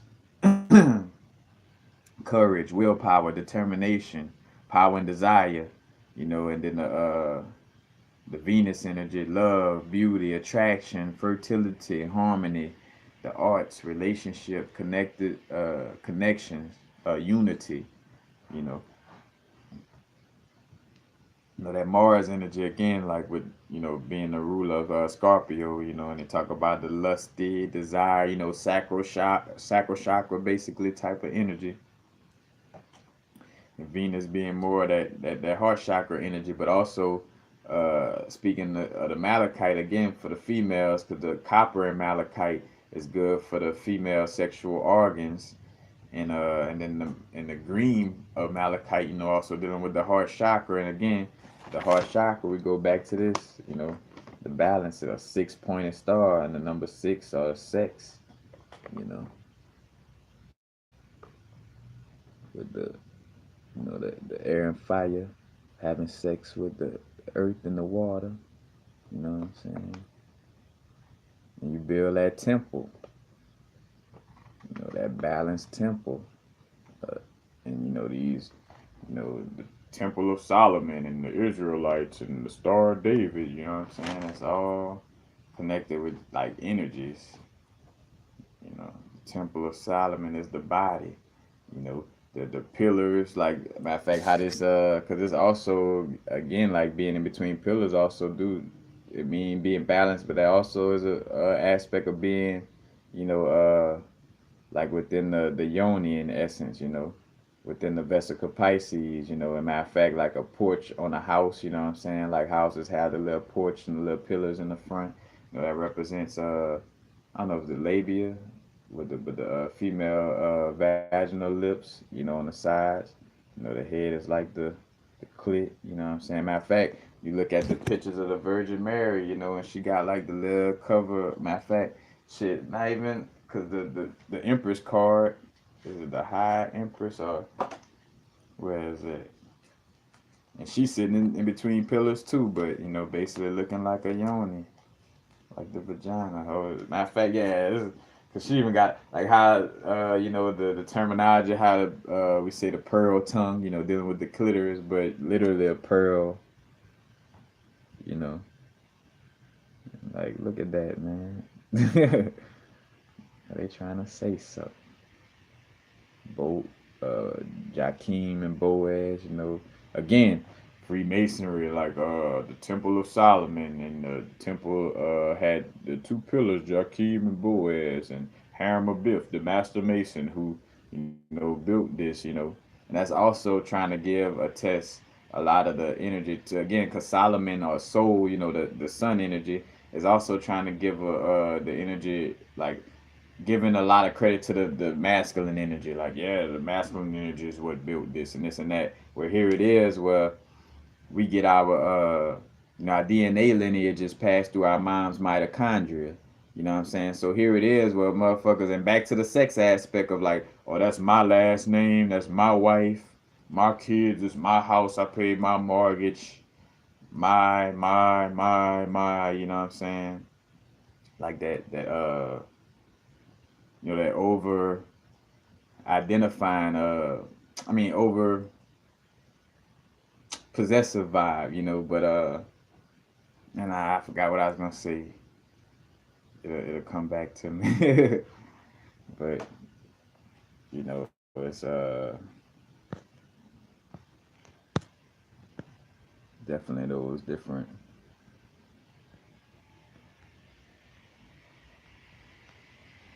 Man, I forgot what it was. I was just saying because it was speaking on Jakim boy. There was something dealing with the Temple of Solomon I want to speak on. I was talking about the overly masculine vibes and them making everything about a man. Oh yeah, and back to all right, yeah, the mom's mitochondria and why. So peep game and how like everybody basically confusing their whole situation of their ancestry because and think about it like that's why the system again like these people that's trying to oppress like knew what was the real way of doing things and went straight topsy turvy. Like, all right, we gotta make these motherfuckers backwards like a motherfucker. So since we know that they connect with the sexual energy of Kundalini, we about to scare the motherfuckers from that shit and tell them it's bad like a motherfucker while we sit back and practice sex magic and deal with sex on a spiritual level. You know what I'm saying? Like flipping the script, totally. Because again, like here it is. That's what I was gonna get to. I keep falling back from it. Walking around with our father's last names, with the man, like with the woman taking the man's last name. But what here it is where like the lineage is traced through our mom. So why in the hell my last name Haynes when it should be, let's see, from my mom's mom? So, and really though, it's not all the way because the 2 cents still comes from my grandmother's dad. But still, you know what I'm saying. But like it should be like so whatever my great grandmother name was, last name, and then my grandmother, and then my mom, like embodying that name.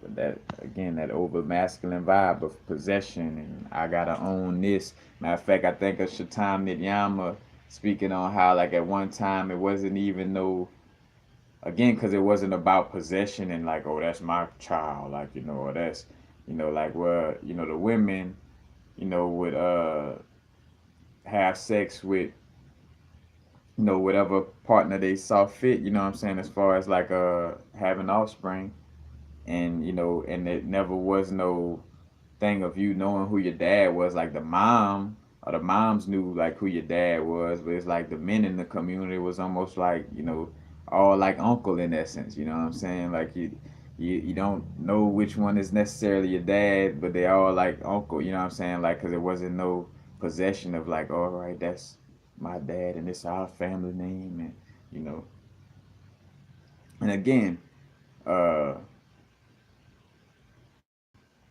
it's a balance and not being overly like an extreme in one area, but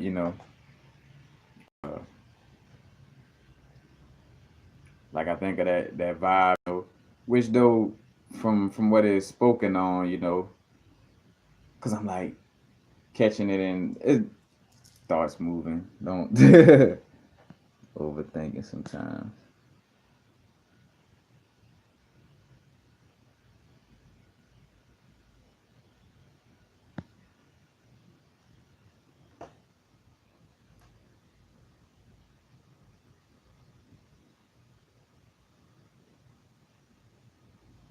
Yeah, John Doe with the one ejaculation vibe,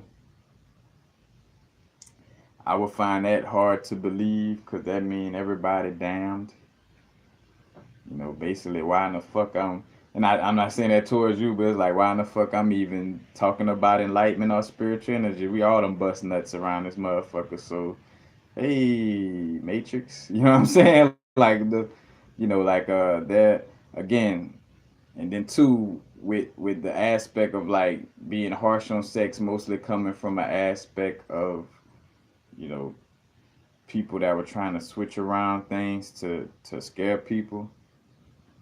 Because again, I know that there is a balance, like where it's also not about us like being all willy nilly about it, but it's definitely not about us running from it and being scared of it.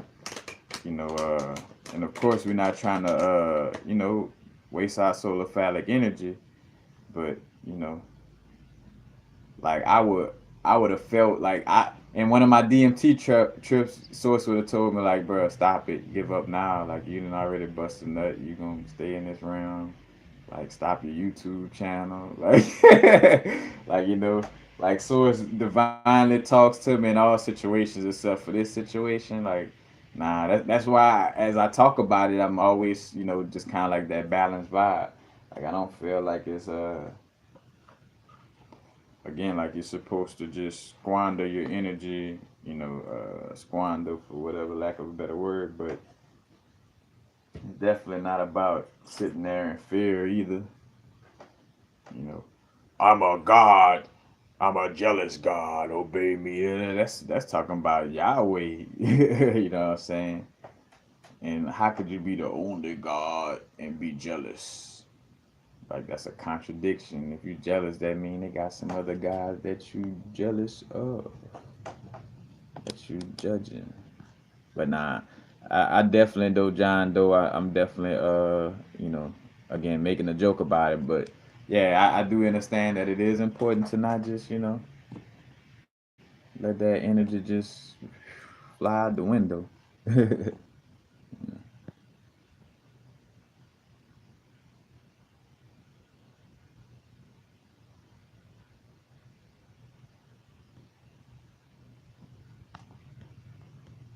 Matter of fact, another euphoric experience too. I think of like we're doing pranic breathing, like under the influence of herbs sometimes too. It get me a strong, almost like that orgasmic type of energy.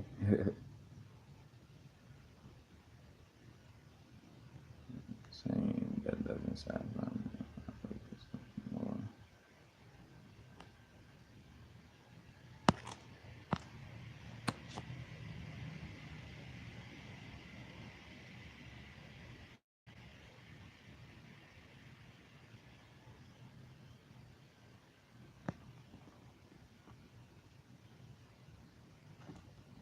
Spiritual growth comes in layers, deeper realization of self. This knowledge with a source. Yep, yep, yep, yep. Yeah, the yoni energy, again, it's and two, I see a just a vibe where it's like certain people dealing with these energies, and it makes sense on how they deal with them, as far as sex, and I just feel like, all right, it's not again like something just tell me that again a balance is like if you find yourself fearing sex, like if you find yourself fearing anything in general, what I'm saying, you coming from a place of disconnection with source, what I'm saying, like what you fearing, like why what I'm saying, that must be coming from growing up as a little kid in the Catholic Church and seeing nuns and preachers all your life and hear about, oh no, you know that if you do, you're going to hell. You see that Baphomet picture and the way his that sexual organ rising up, like if you deal with that, you're going to hell. Like when that's farthest from the from the truth. You know, like, that's like saying everybody again that everybody that had an orgasm and that has children is damned forever.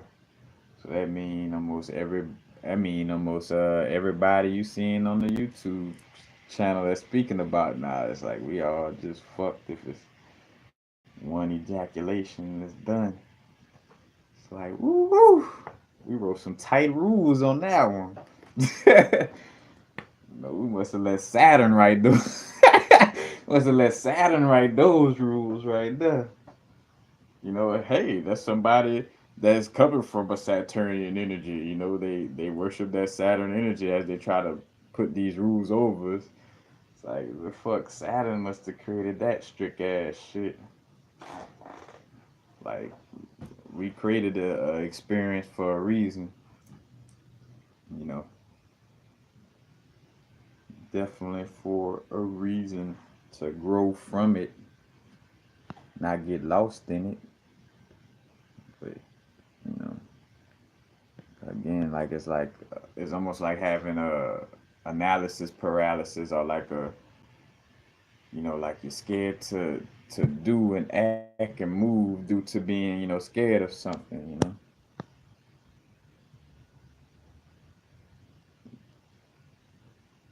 What's your take on twin flame sex? I have no like with the twin flame vibes, because I'm still like I felt like I came across my twin flame before, but I mean, again, that's me just being on that vibe where like, because I don't want to just say anything, and I just gotta really because I mean I have nothing previously, I never dealt with an experience or read any information on, hey, this is what happens when twin flames have sex, or seeing from my own experience having sex, like that's a sphere of reality that I haven't really experienced too many lessons in, as far as again, twin flames and having sex. The twin flame, from for the most part, being so like that mirror image of ourselves, to the point where one of us gonna scare the other. You know what I'm saying? It's like a cat and mouse. Like, cause one of us find it too overwhelming to be around a mirror image like that. You know. But yeah, I don't have anything on that. I couldn't necessarily speak to. Monique S. Blessings, blessings. Now is the vibrate. But that's basically you know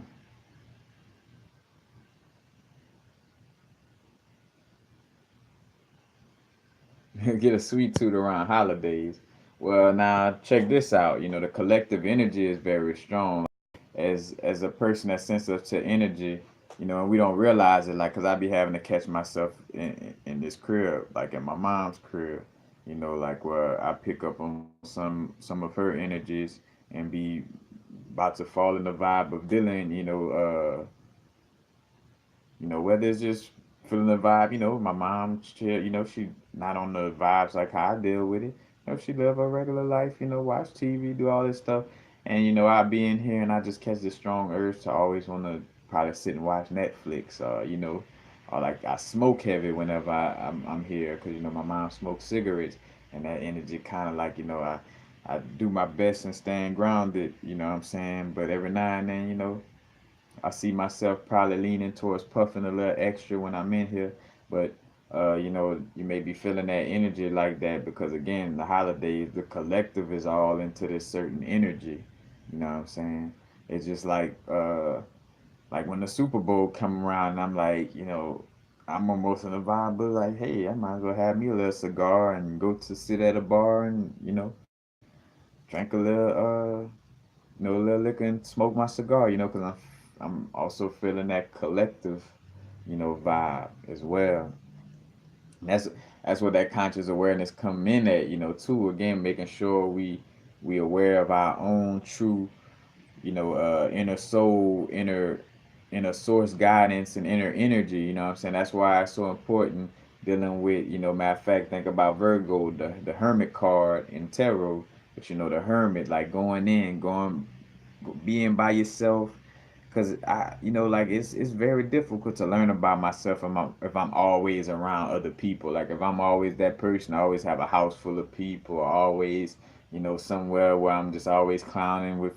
I mean, I say like clowning with friends is bad, but when I'm always with friends, or just always around somebody, you never.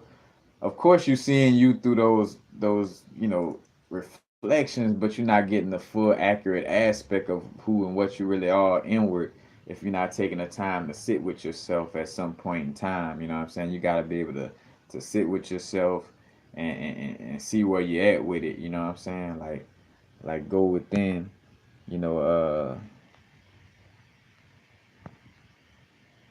and matter of fact, we're talking about being aware because once you develop that connection and that alignment with your inner source, you could pick up on vibes and know like, all right, this is some external shit, like this coming from the environment I'm in, you know. Because matter of fact, again, back with the sex vibes too, of like where we find ourselves probably like dodging sex, but shit, you got energies that could cling on to you and hold on to you without a sexual relationship, without a physical sexual relationship. You know what I'm saying? Because again, sex is the combination of masculine and feminine energies coming together, those opposing energies coming together and creating. So that could be anything, not just a sexual situation, but again, just being aware of that inner guidance, so those external energies you don't get washed in them. Just like this experience, we and I spoke on that in that thing. It's a 3 hour video I did, the first podcast. You know what I'm saying? But like I forgot where I was about to go. It'll come back to me. But semen retention. You talking about again like holding the ejaculation in? Cause that's what I was kind of talking about the whole time. Is like the whole time, but like the aspect of having an orgasm as a male but not ejaculating. But yeah, it's definitely like sexual energy definitely can heal. Like, cause again, like it be the vibe of us being closed up. You know, cause I mean, in so many ways and forms of fashion. Like my last little sexual situation was that. You know what I'm saying? It was kind of like to help open me up. You know what I'm saying? It was like, there's a mutual beneficial energy. Like, that person, I'm dealing with, and me, like it was all mutual, like in understanding, like like nobody was pushing nobody. You know what I'm saying? I was like, cause even with the situation, I'm all like, what's funny is like I always like, and it seemed like game too, but it's not. Like I'm genuinely like, bro, like we don't have to have sex. Like I'm the type of person that let you know, like, yeah, I would love like from your energy to your bodysuit looking amazing. You know what I'm saying? I'm very attracted to your bodysuit and your energy. Oh yeah, I would love to have sex with you, but as we sitting here, it ain't like no that's all I'm worried about. Like, just the aspect of, dealing with you on a sapiosexual level, or talking and chilling is cool. But I definitely wouldn't mind the connection on a physical level either. I like, that's me, like, like discussing that, hey, uh I definitely not running away from the idea of sex. But at the same time, I'm not here to hawk that situation, like just try to milk, like at every turn, like make this something sexual, like in every statement, like, oh yeah, how about sex? You know what I'm saying? Like it's never, you know what I'm saying? Like it shouldn't be, again, no pushed energy, no forced energy. It should all just feel like it's a flow, and like, something that's divinely meant. Both parties, willing to really participate. And again, like with the energies of it, because some parties willing to participate and on the levels of like, hey, this is the now moment. We know we may not necessarily become a thing, But like, right now I'm feeling this energy, and right now I feel you feeling this energy, and I feel you feeling me feeling this energy. You know what I'm saying? It's like, like, hey, but again, just making sure it's beneficial for yourself and the person you're dealing with it with, or the people you're dealing with. Because again, I feel like we all different soul sparks. you know when you know your God on a human experience, you don't have to give in to a lot of dogmatic ideas. When you knowing you a creator God, or you fresh from a higher realm and understanding these aspects. Just like how, as much as we were talking about, oh yeah, doing this and that, and building up the, which that's more so a human aspect, like building the community up. Of course, that comes in directly through us being in alignment with source. But long story short, like with, we all on different vibes. Like for some beings, they like on almost on the avatar level, where they, again, like, because as much as somebody would like to say, like, somebody meditating in Tibet in the mountains all the time, like, ain't really living their purpose. Who, you don't know what the fuck they signed up for to do in this lifetime. You know what I'm saying? Like, person, avatar probably didn't even have to come down, and just being present in this plane of existence on that level to add energy to the awakening vibes. You know what I'm saying? Like, we all got different little levels to our purpose. Again, you got cells from the brain to the foot to the knee to the genital area to the area around the heart to the area around the stomach. The cells in the stomach probably some type of energies that's always looking to eat something. Like, you know what I'm saying? Why the energies that come from the genital area always looking to wanting to connect, and feeling cozy with other energies, and you know what I'm saying? Like, and as above, so below, we represent cells in the body. You know what I'm saying? So think about it on that level too. Like, that's a law of the universe. No matter how much you would love to try to deny it, like that's what it is. You know what I'm saying? Like, as above, so below. Just like different cells within this, like, this a whole body, but it has different cells that does different things and have certain unique cells. Carry out certain different operations. Same thing on this realm. That's why you got some people dealing with, waking up, that's into being open with the sex vibes, and some people that's like, oh, I'm being celibate, or it's different strokes for different folks. As long as it's in alignment with your soul purpose, and in alignment with your soul, and it's benefiting your energy as well as whoever you're interacting with, you know, like that's my thing, you know what I'm saying? Again, like I gave a little two vibes, like, as long as it ain't nothing that's creating heavy energies within your chakras, and creating heavy energy to keep your ass here, and as long as you always remembering to stay strong within your own energy, your own unique soul spark, and not fall into following, because that's another thing too, with realizing with the sexual, and that's why I kind of present it in such a, like, open way when I speak on it, because again, like, we want to step away from just taking the, like, because it's like, oh, well, this ancient text said, and what this book said it. What about what you say? You know what I'm saying, motherfucker? We gods. You know, we got this information. Educate means to draw. Educare means to draw out. That means the information already in. You know what I'm saying? Like, it's already in us. You know what I'm saying? Like, it's it's just again, we got to get to a place of questioning all the things that certain people teach, and no matter who it is, question the shit I say, question the shit so and so say. You know what I'm saying? Like, it ain't about just going with the flow of what anybody say. You know what I'm saying? Again, like, and being strong in our our inner source energy. You know, not just going and rolling with the tides or rolling with the flow. It's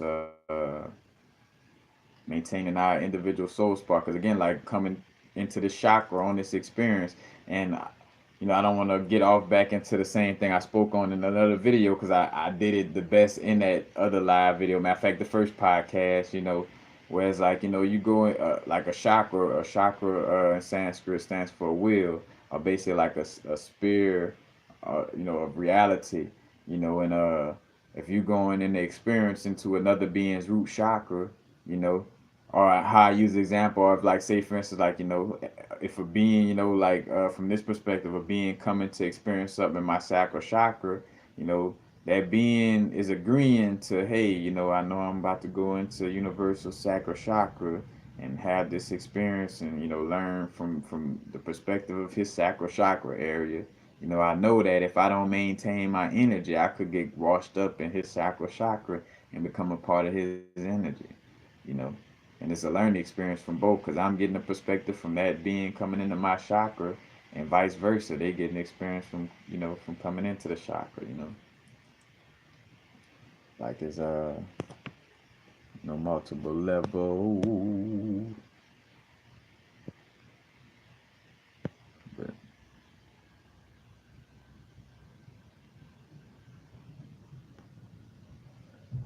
dust yourself off and try again. Yep. Matter of fact, yeah, the tarot, the tower. Yep.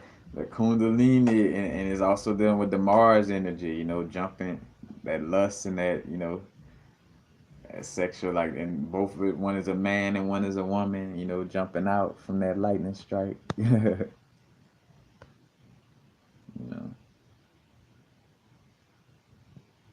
because that's another thing too. We are moving in a direction of becoming more light in our being, but also realizing now is the vibrate.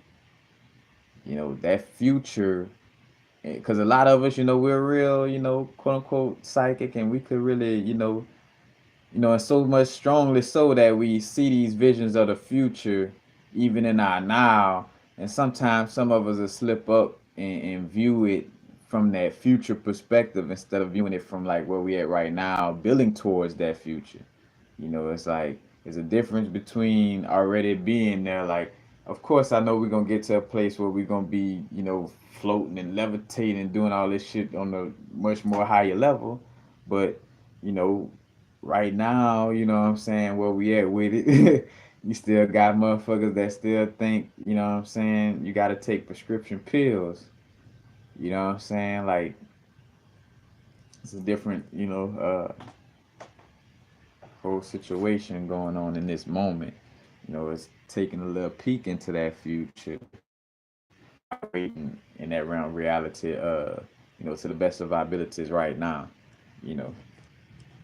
But it's not to that extreme aspect, of like we gotta be doing it as if we already, back one with source on that type of level. When I say back one with source, but just more so out of this, ascending out of this plane of existence.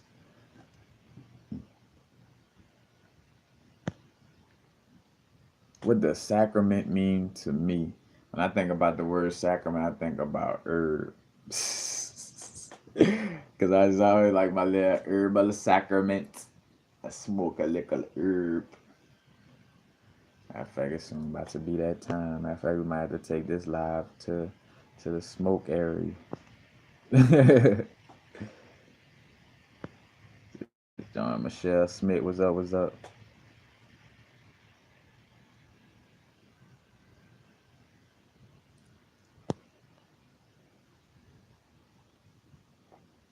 Yeah.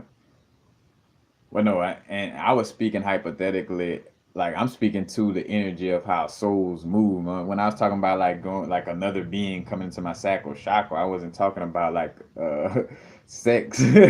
Like I'm talking about like the actual experience of us as souls being in another, like what we call this earthly plane, in this physical matrix, is like us being in another being in a certain little sphere of reality.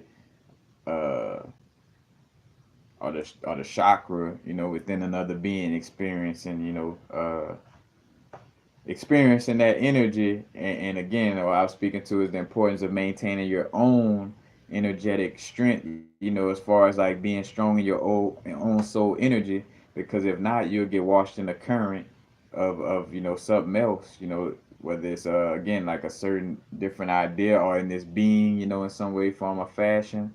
But I mean, getting washed up by any, like giving it up is giving it up, as far as like your soul energy, because in so many words, we talk about selling your soul, and a lot of people see it as just like from an aspect of like, dealing with money and stuff like that. As a matter of fact, and two, as I'm saying that, that's another reason why a lot of us may be lacking abundance, because we still like look at money and all these things like, oh, that's that Illuminati evil stuff, man.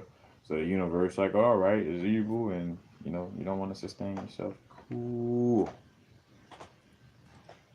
you know, because living a vibe where you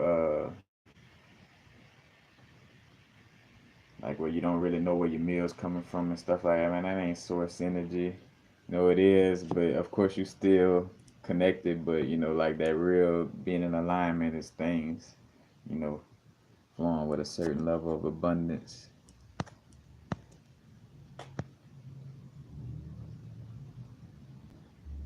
Yeah, Jesse saying you went to actual sex on me. You like that's another reason why sexual abuse is so wrong and being someone else's chakra. I'm like, wait, hold on, you went left field on me. You went left when I said go right. But that's all right, you know what I'm saying? Hey, you just was speaking from your love, from what you felt I was talking about.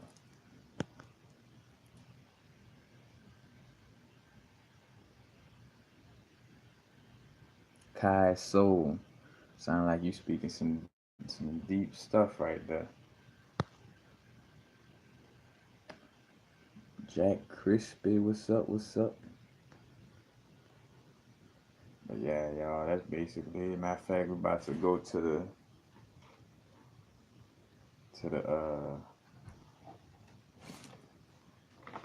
finishing off this little podcast. Matter of fact, anybody again, don't forget to hit the like buttons if you're liking the content. You drinking wine and joining a message. All right, all right. Angel magic. What you do like correspondence with with the angels. Cause I know I started doing correspondent magic with like the days of the week. Working with certain crystals that embody the energies of the planets that deal with the days of the week. Monday, Moon Day. Tuesday is Mars. Wednesday, Mercury. Thursday, Jupiter. Friday, Venus. Urzuli, Freya, all that energy. Saturday, Saturn Day, and Sunday, Sunday. As a matter of fact, and I would deal with the certain tarot cards each day, correspond, put little crystals out. Cause just us again, law as above, so below. But the correspondence of just dealing with a certain object that's connected to another energy. You know what I'm saying? Like a correspondent magic in essence too is also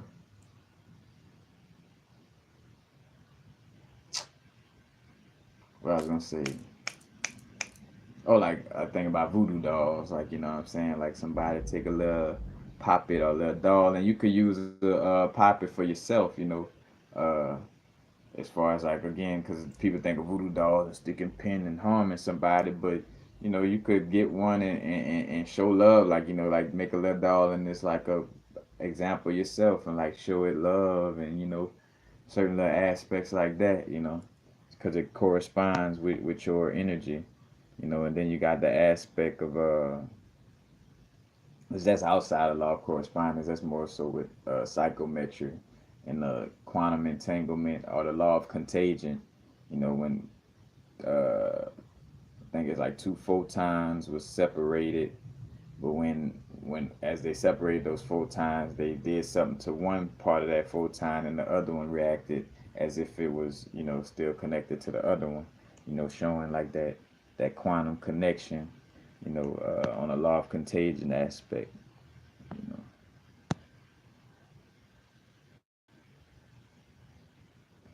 The music. Wait, music I got. I don't know what I was saying when you was sacral chakra energy, the second chakra. Is that the Merkaba? Now the Merkaba is basically embodied around our whole body. It's basically I want to say a tetrahedron. Well, it's a star tetrahedron. Basically it's two tetrahedrons, one facing upward, one facing downward, and on the male, the top tetrahedron, the point gonna be facing forward. You know what I'm saying? And on the female, the her top tetrahedron, the face part will be facing forward. But one spins one way and the other one spins another way, you know, and that's how it gives movement, to our you know, in so many words like our and I forgot the definitions like the Merkaba, because Ka I think is the spirit, but don't quote me on that. But basically like allowing it's like a crystal lattice, in essence, in a energetic structure. Like the shape of it itself creates a vibration for us to be able to move, on a trying to find the best word, but just allows for our I ain't gonna say soul movement, but like travel, like it's basically like a spaceship. Like our Merkaba is like our spaceship in so many realms, and allows for us to move in and out of different realities, so to speak. You know. Matter of fact, again, back to the Merkaba. The again the Star of David. It's basically like the Merkaba. You know, and again like the balance of those energies. One spinning one way, the other one spinning another, and creating like a certain movement, allowing for us to because when I pictured that, I remember too when I used to do my Merkaba meditations, I could feel at some points it almost felt like I could feel the wind, and not that something moving on a metaphysical level will necessarily create wind, but that's the best way to put it though. But like I could feel like like the energy moving around me. You know what I'm saying? But that was in my heydays. That was what I mean by that. Like that was like drinking my green tea, sage water, like religiously, basically, and eating only a Larabar, one Larabar, and a bag of trail mix every day. That was my one meal every day while drinking green tea and sage water I was taking B complex and ginkgo biloba, so I was like on that vibe.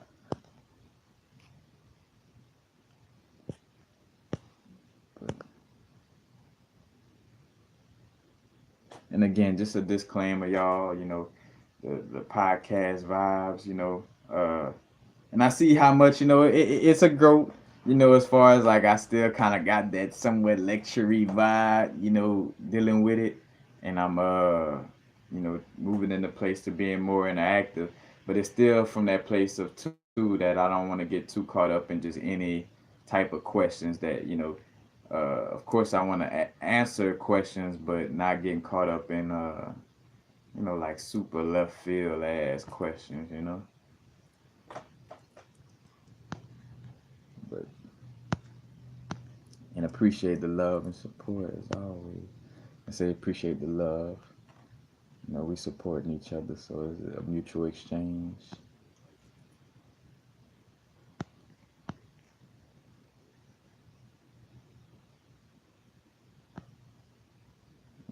You must find a place Listening silence.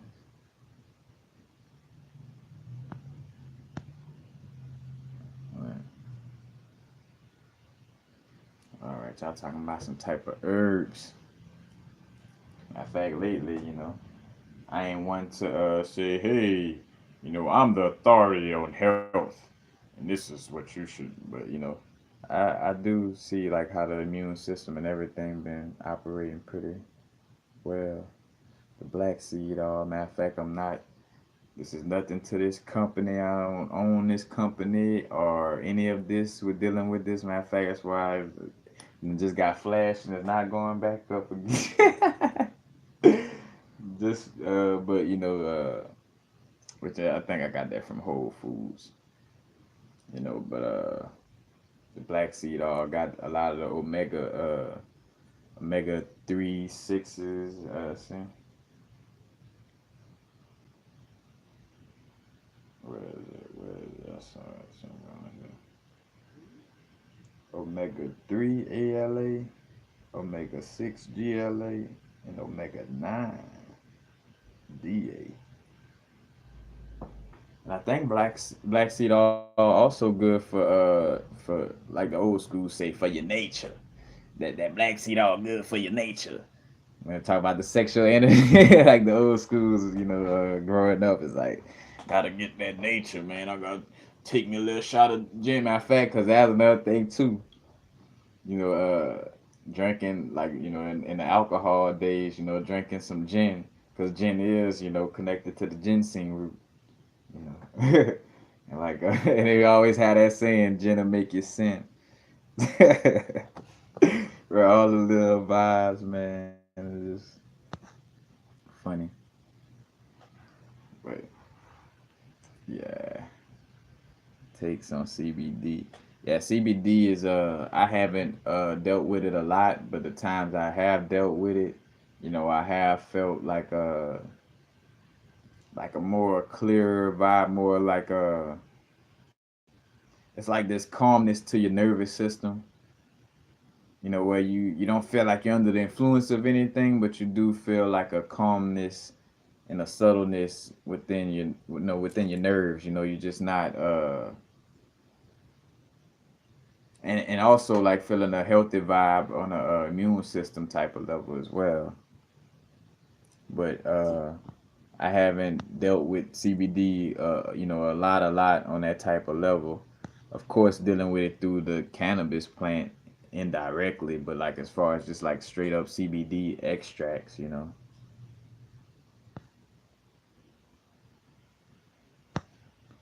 say Marshall sell crystals. Damn, Marshall's got crystals now. That's what's up.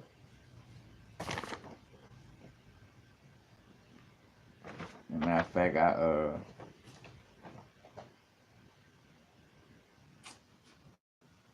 done already spoke on that though. The crystals to deal with on the sexual energy. For males, hematite. For females, malachite. Malachite, that copper energy. Deals with that feminine area. Matter of fact, since I'm right here with the book, you know, in which this is in other videos, but it's about to be in this video too. Copper. Copper promotes absorption of iron in the small intestine. Matter of fact, because copper and iron also play off each other in the body. As above, so below. You know what I'm saying? Like the iron that deals with Mars, you know what I'm saying? Matter of fact, the iron, iron atomic number 26. We have 26 letters in the alphabet, and we say at first was the word, and the word is God. And Aries constellation also connected with the beginning. Mars, the spring area. The spring, the beginning. The Lamb of God that take away the sins of the world. That iron and Aries deals with Mars and Mars deal with iron and and that Mars energy or that fiery energy is also that aspect of Adalabrat, aka Yahweh, what I'm saying, which is the God in the Bible, which is aka the devil that we dealing with and inside of right now. You know what I'm saying? And again, when I say devil, not devil like the devil, you know. Like again, this is just a experience we dealing with. Just making sure we don't get lost in the in the chakra sauce. You know what I'm saying? Don't get lost in the vibrations of what's going on in this realm of this chakra. Again, copper promotes absorption of iron in the small intestines and triggers the transformation of stored iron into a form that can be transported by the blood. It is a catalyst in the formation of hemoglobin and is responsible for the formation of enzymes that keep the blood vessels elastic. Copper promotes the development of the female sexual organs and helps with menstruation problems. Copper promotes cell growth, cell respiration, and pigmentation of hair and skin. The greatest concentrations of copper are in the liver, brain, and blood, and it stimulates all their activities. Copper is effective in lowering a temperature and loosening cramps. It is anti-inflammatory and detoxifying. Copper increases dream activity and promotes the inner world of pictures and imagination. Matter of fact, that's also a feminine aspect. You think about like the moon energy, which the moon connects with the metal silver, but just on the feminine aspect, the dream and the inner world, imagination. But copper increases dream activity and promotes the inner world of pictures and imagination and the creative potential resulting from it. Copper helps develop creative imagination and dissolve confusion. It creates neutrality and a balancing of mood and also promotes free expression of feelings. Copper makes it possible to live out and enjoy the senses and sexuality. So, copper makes it possible to live out and enjoy the senses and sexuality. Copper encourages a sense of aesthetics and beauty, as well as the development of spiritual culture. It fortifies a sense of justice and promotes friendship and love towards all beings. Because again, matter of fact, back to that idea, like again, when we're talking about sex, we want to start to develop our own, true, like being guided from our inner guidance and inner source about dealing with sex and not looking at it from all the ideals, given this like this subconscious program, because you got to sit with yourself and ask yourself like, where do I get that idea of sex being bad from? Does it come from a book? Or does it come from me always feeling like did I always feel like sex was bad from the birth, like before my parents start teaching me about sex being bad or this and that, or does it come from them teaching me? And on the flip side, like, do I feel like sex is something I should do all the time due to a book, or or what my parents taught, or is that something innate inside of me? You know what I'm saying? Like, it's finding that place and seeing where it's where this energy is coming from. Because again, either way could be getting lost in another soul sauce. You know what I'm saying? Like, want to be being true to our being and not just be giving in to a lot of these different teachings and stuff like that. So we have to be aware. Of course, a lot of teachings do be accurate, and do have accurate information and references, but making sure we questioning things, not just going with it because so and so. I seen them on YouTube and they got a lot of followers and they said this about sex. That's what I'm gonna say it is too. Like, nah, you know what I'm saying? Don't do it. Don't do it.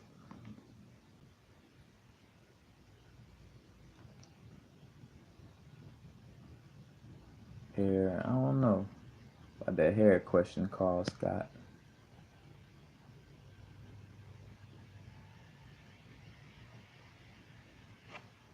In fact, they got a fire little spot in what is it, Riverside, California, Riverside, not too far from that's a little area around San Bernardino. But I think it's called Dragon Marsh. I still remember the name. God damn. Yeah, they nice with it though. I remember they had a whole bunch of, and they even had a few little crystals and stuff too. Matter of fact, if I probably got if you go look on my Instagram and you go further back enough, I got some posts when I was in there. I'm pretty sure I took a picture. You know.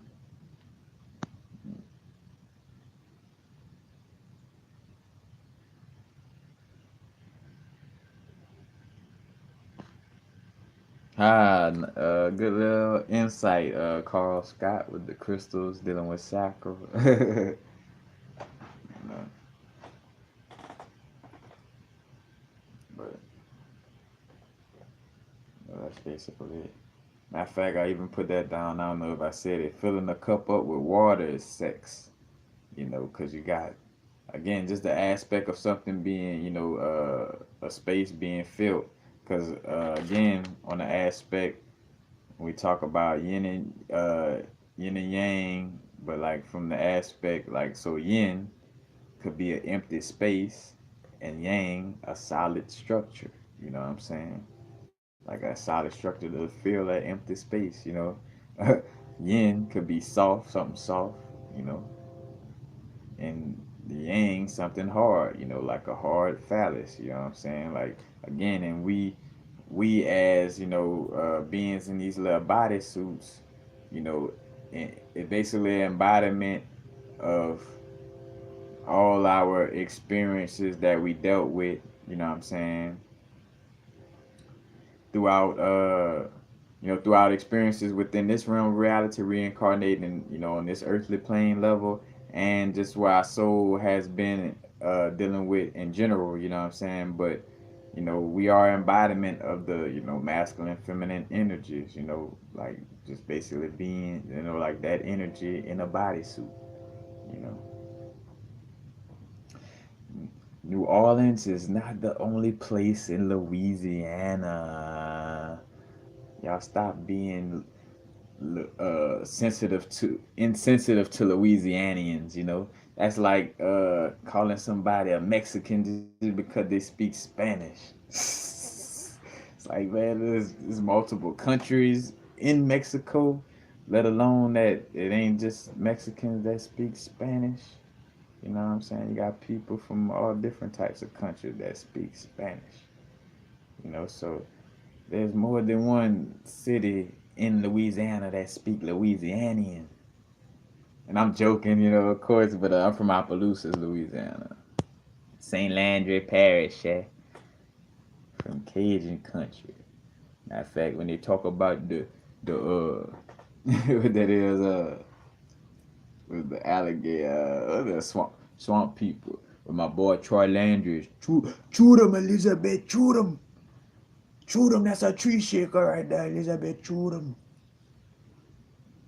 In them bayou there, dealing with the birthplace of Zydeco. That's where I'm from. Zydeco music. If y'all ever heard it, go look it up. If you want to kind of get a vibe and see what like the vibes of where I'm from. It's real tribal in Louisiana. Like Louisiana is like Africa in America. Like, and I don't have to necessarily like that's one of them vibes where I always correct myself and make sure I'm not in my ego when I say it, but even my higher self let me know like, nah, you being very accurate. Like when you look at different places, like it is the energy and the culture of this place is like on a whole different level, and still keep up with a lot of indigenous aspects, ancient indigenous aspects at that. But nah, yeah, I'm from Opelousas.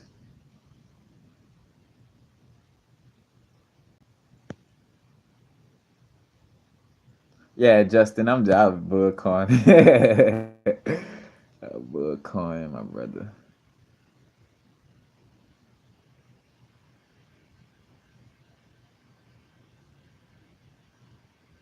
What that means? Because I was just outside, starting standing. I had an experience when I was engaging. I got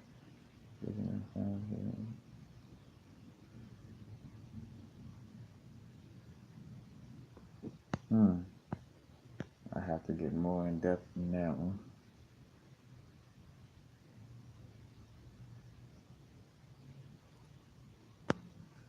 All right, all right. Jefferson Parish, tangible who? You heard me? I know, man. All day.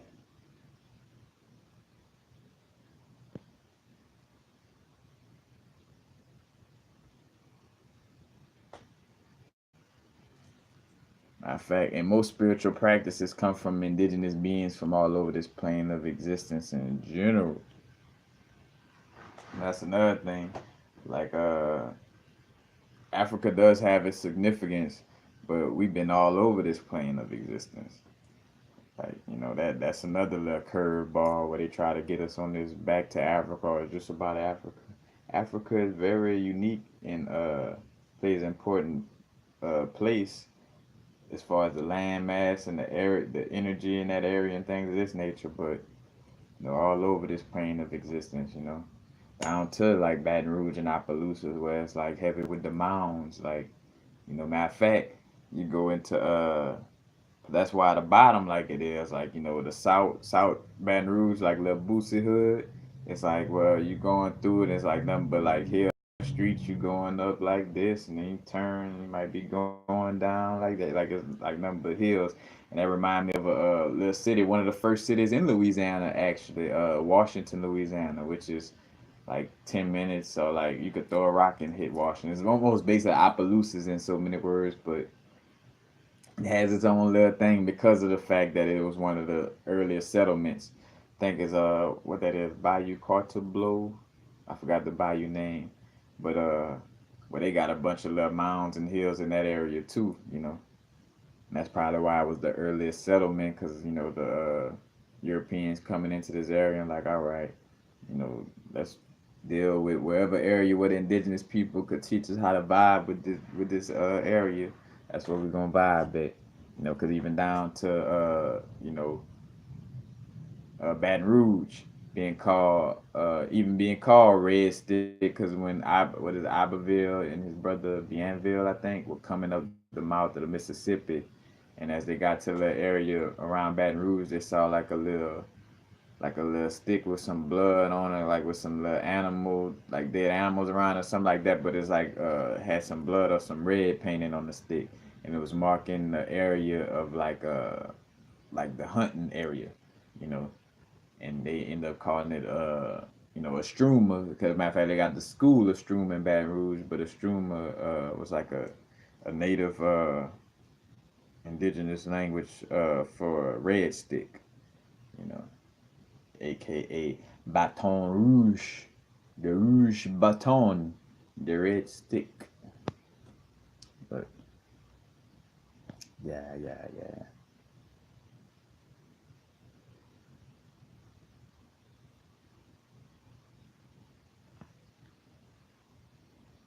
All right, Gabriel, Ryan, Slidell. All right, all right.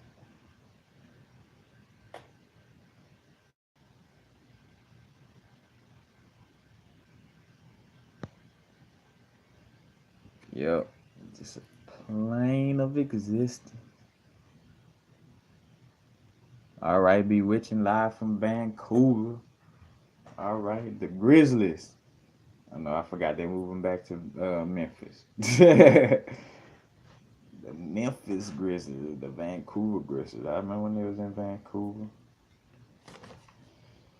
But yeah, that's basically it, y'all. Dealing with the little vibes. But I definitely want to, again, like with this quote unquote podcast vibe, just be a little more open and just talking on you know, because a lot of that do be missing, like to be able to interact on that level. You know what I'm saying?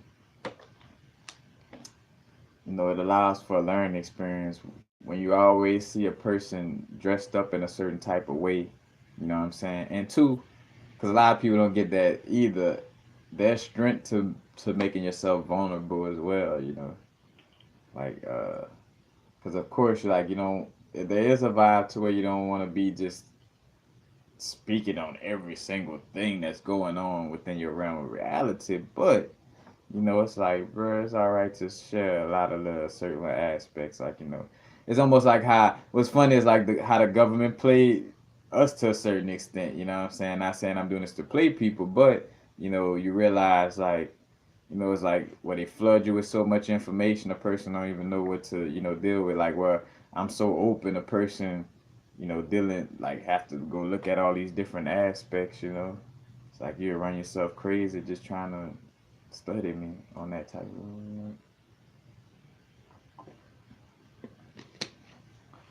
Yeah, run yourself crazy.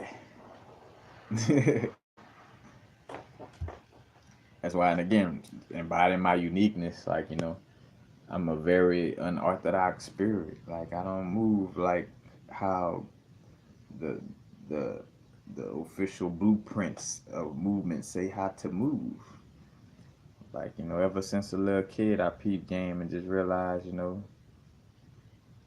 how to put my little own little unique vibe to things.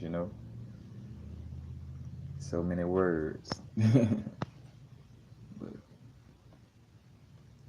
But yes, I do have an Instagram. It's called Universal Frequencies. Matter of fact, uh, the links are. I think I did put my description link. I mean, in the description, I got all my links posted right now. Which I don't know if you could watch this video and look at it at the same time, but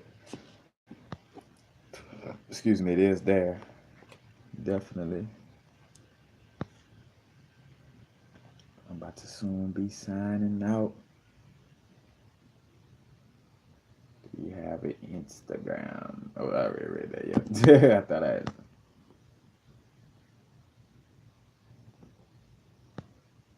All right.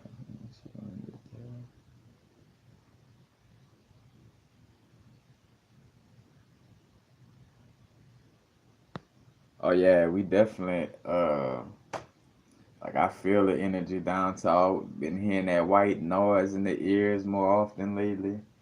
Like it's definitely, we definitely shedding them thick ass lower vibrational energies, you know. Cause even for doing this video, like I was first I'm like, well, like I thought I was pushing it. I'm like, well, nah, like today I'm feeling the vibe, and it's something.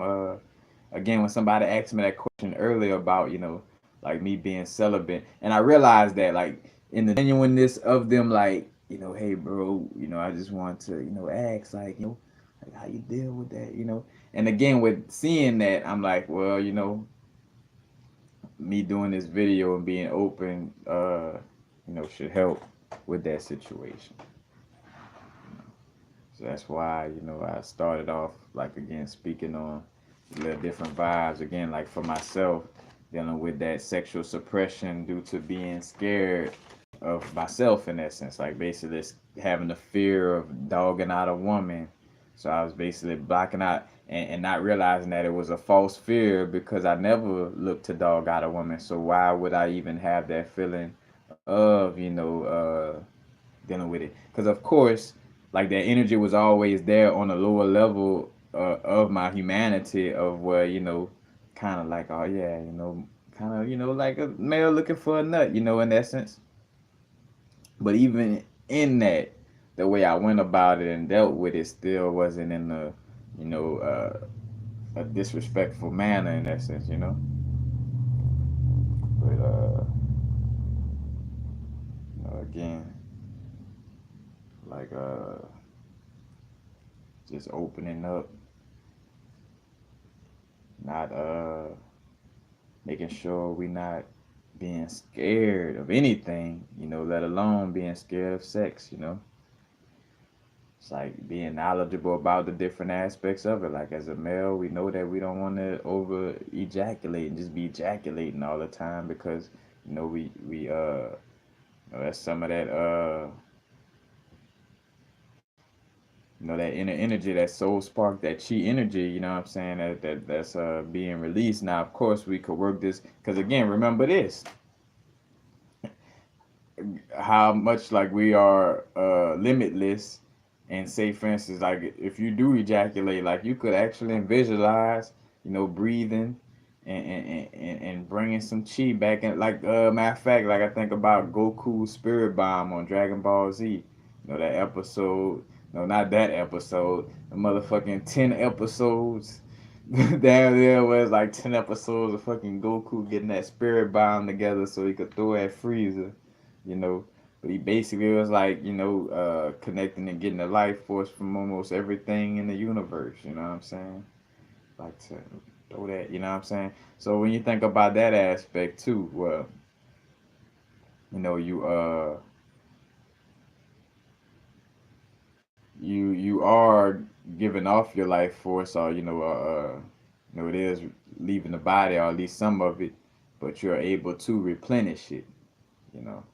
But if you constantly just like, oh, bust a nut, bust a nut, bust a nut, bust a nut, bust a nut, or more so again like the ejaculation part, with the orgasm, you constantly ejaculating, and again, unlike with females could sit there and rub on the clit, and ooh, get their little nice little vibe, and amplify whatever little vision they got, and they could keep it moving, you know.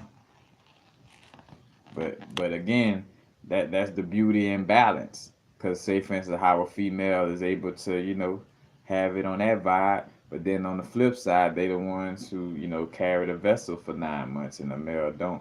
So as much as like, oh, that's unfair, I gotta hold my ejaculation in. Well, you also don't have to carry a baby for 9 months. So you know, you get balanced. Yeah.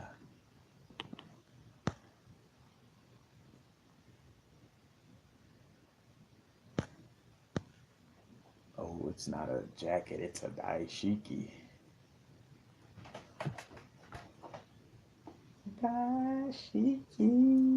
It's a nice daishiki. Shout out to my brother Kyle for a nice little daishiki.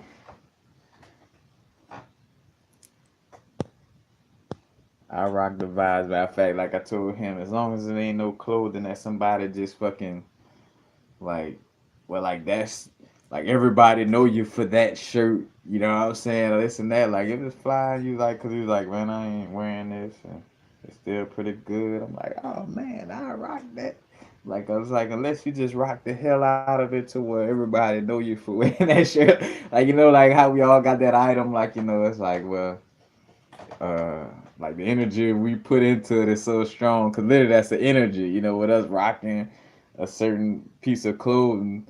Matter of fact, cause that energy could possibly be, and I say possibly, in some way, forms of fashion. Cause matter of fact, speaking on that, transferred from us wearing it, but more so of our energy of wearing it. Like say for instance, where you know somebody else put it on, they not gonna feel their individuality coming out because we put so much of you know, and I say we put identity in, but we identified that shirt so much by wearing it and resonating with it that that person that you may have like gave it to may not be able to create their own in essence, like their own little good how can I say like feeling connected with the shirt, due to that energy.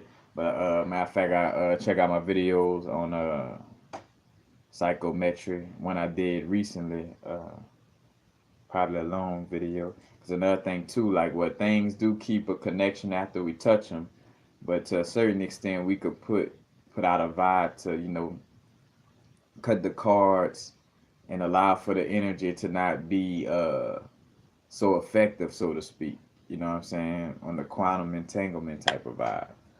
Kind of like matter of fact, like we're giving away crystals. Like I make sure, like I disconnect my energy from the crystal. Like here, you about to go into somebody else's energy field. Disconnect from my auric field. Free yourself up. Now I visualize cutting them cards. And that crystal got on to vibing with somebody else.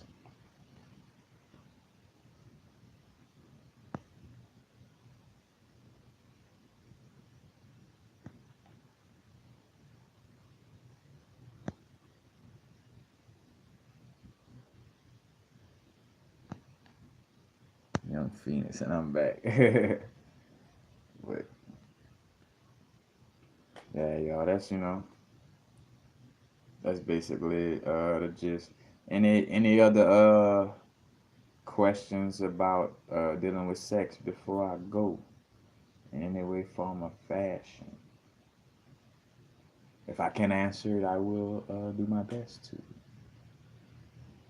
Because I am not, I forgot the little thing. Matter of fact, because they got at the little Santa Monica Pier. And it was in a certain little movie. I think the one from Santa Monica Pier was in a movie. A Tom Hanks movie, but the little Zohar, the little fortune teller little game thing where you put like a little coin in it and the little person tell your future. You know, I don't I'm sourced on a human experience with all the knowledge that is within me, but you know, I'm not recalling everything all the time. You know what I'm saying? I'm still remembering some things, but yeah, just making sure we mix energies on multiple levels. Matter of fact, I forgot to bring up that too. Speaking on like the Hellfire Club, that Benjamin Franklin was in. The Hellfire Club was like a, kind of like a little Freemason revive where they deal with sex magic. Matter of fact, since I'm right here, might as well add that to the mix too. Hellfire Club, a name for numerous high society private clubs in Britain and Ireland in the 18th century that met in underground caves and catacombs. Believed to originate from Sir Francis Dashwood, the clubs reportedly involved politicians and lords engaged in ritualistic orgies and mock religious ceremonies. Prominent Freemasons were also members of the club, including the Duke of Wharton and Benjamin Franklin. Benjamin Franklin getting his sex on, and man say, look, let's see, Franklin, kitchen house around. All right, yeah. Matter of fact, and again spoke on Pascal Beverly Randolph too, dealing with the tantric, just the sex magic and sex energy on a metaphysical level. Let's see. What is FAP?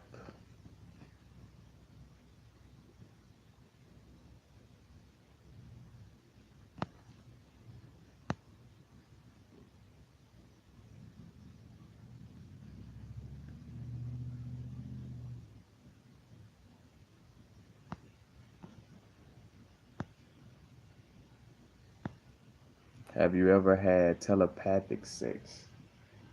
I mean, yeah, on so many levels. Again, I spoke on that earlier, where it come a point where you're dealing with somebody, and I say you're dealing with somebody, but like you have this connection, or this, whether it's strongly on the astral planes or just on the on the telepathic visual aspect of it,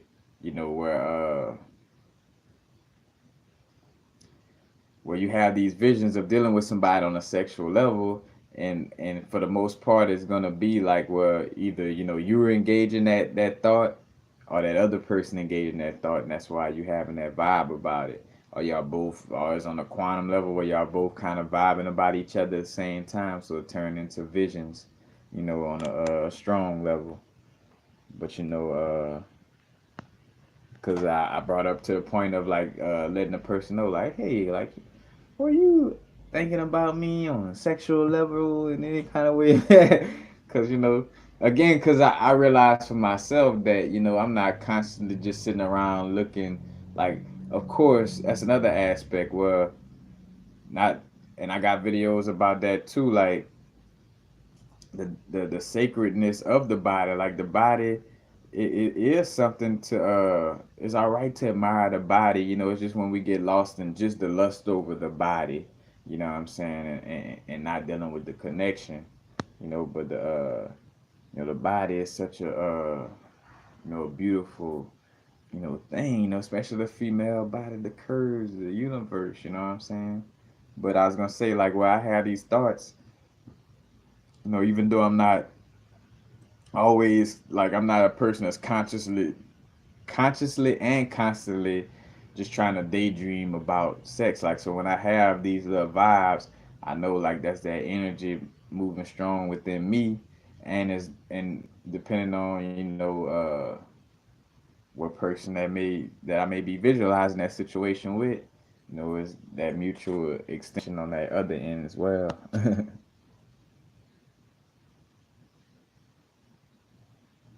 uh, on a sexual energy, gay day in a Baron Samedi, but I would just say, because gay day, Baron Samedi, they're like the same, from that same, graveyard, crossroads, the energy.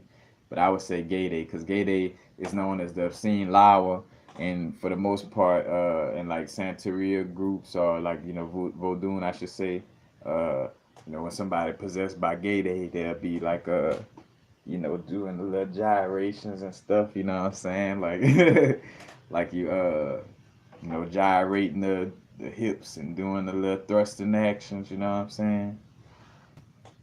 That Gede energy is definitely like a sacral chakra, root chakra energy. So I would say that Gede energy definitely. GEDE. Which again kind of has that connection with and also Oshun too. Oshun kind of got a little vibe with that. Matter of fact, Oshun connected to the energy of Urzuli Freda or Freya or Frigg from Freya and Frigg from Norse mythology, and I got a video on that on Friday, and Freya and Frigg breaking down that energy. Cause matter of fact, in the Freya story, Freya was kind of loose again, but it's a regurgitation of Oshun's story, so many words. But just how Oshun, like, had Shango Jones and over and had Ogun Jones and over, and like just was, she had that vibe, and she kissed you with that honey on her lips. That was a rap. You get pulled in. And Freya was like that too, like what she liked to, she was very open sexually, and she wanted some type of necklace or something that these little gnomes had, and they was like, shit, you could get it if you have sex with us on some vibe. She like, shit, damn, went through it and got the little necklace or whatever. It got a little name too. But again, that's dealing with Norse mythology. I know I spoke on it in that video, but just as I'm, speaking on it right here. But yeah, that would be the deity.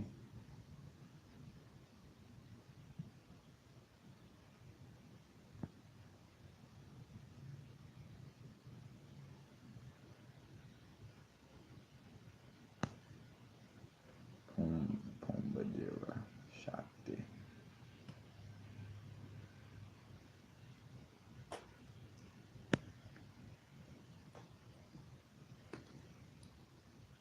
Yeah, and that's another thing too.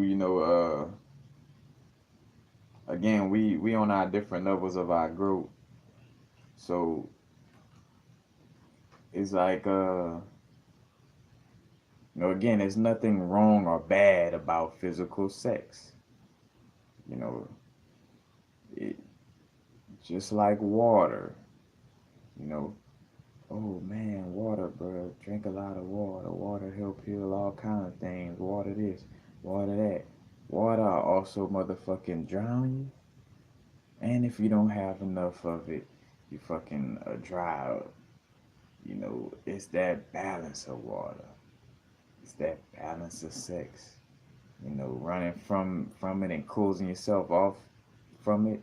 Gonna kind of give you a little closed out type of vibe, and overindulging. You know what I'm saying? Because matter of fact, overindulgence in anything. Like matter of fact, the seven deadly sins. Think about Full Metal Alchemist, the glutton. That motherfucker would eat up any and all things.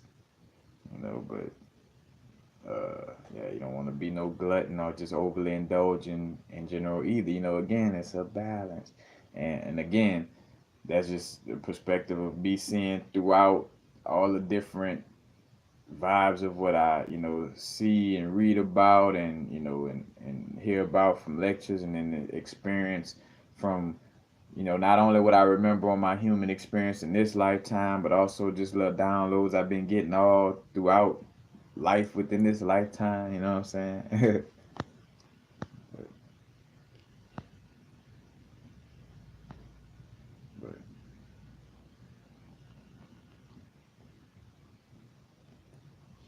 But Pamba Jira, that sound familiar. What that is?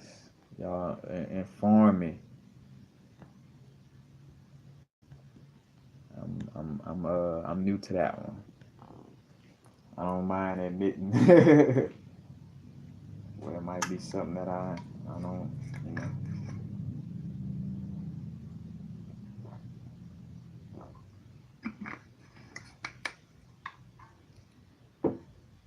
Any other questions? Cause I'm about to go, y'all.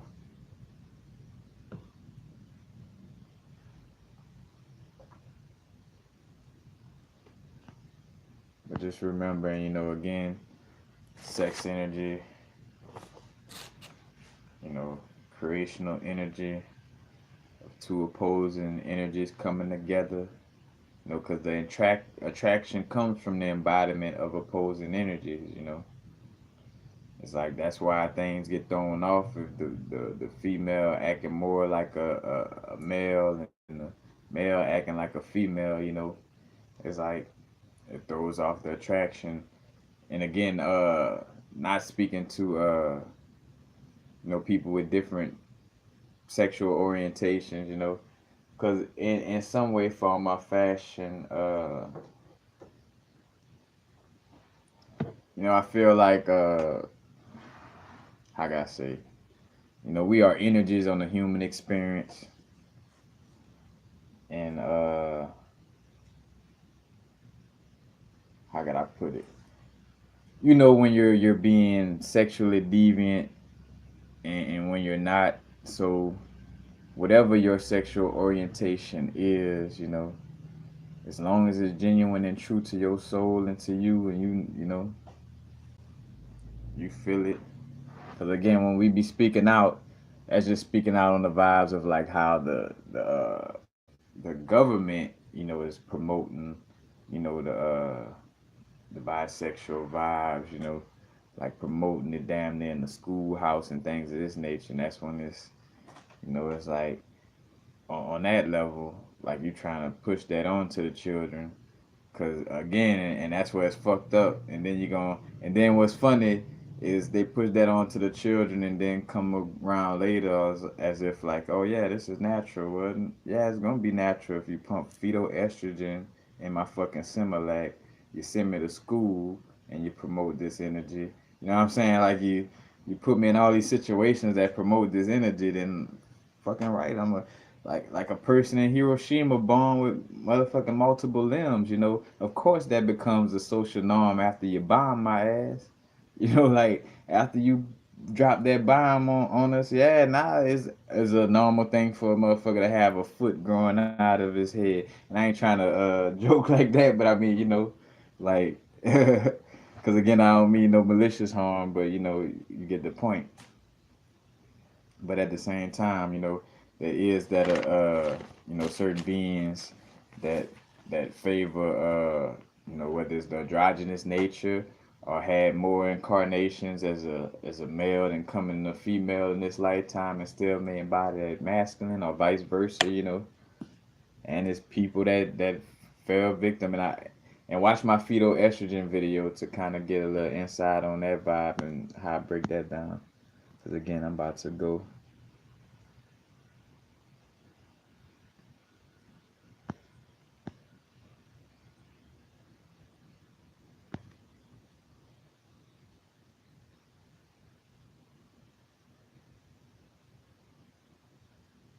Yep.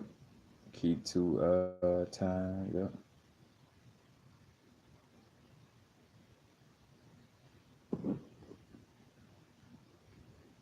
Yep. No, homosexuality has never been a part of the indigenous melanated culture.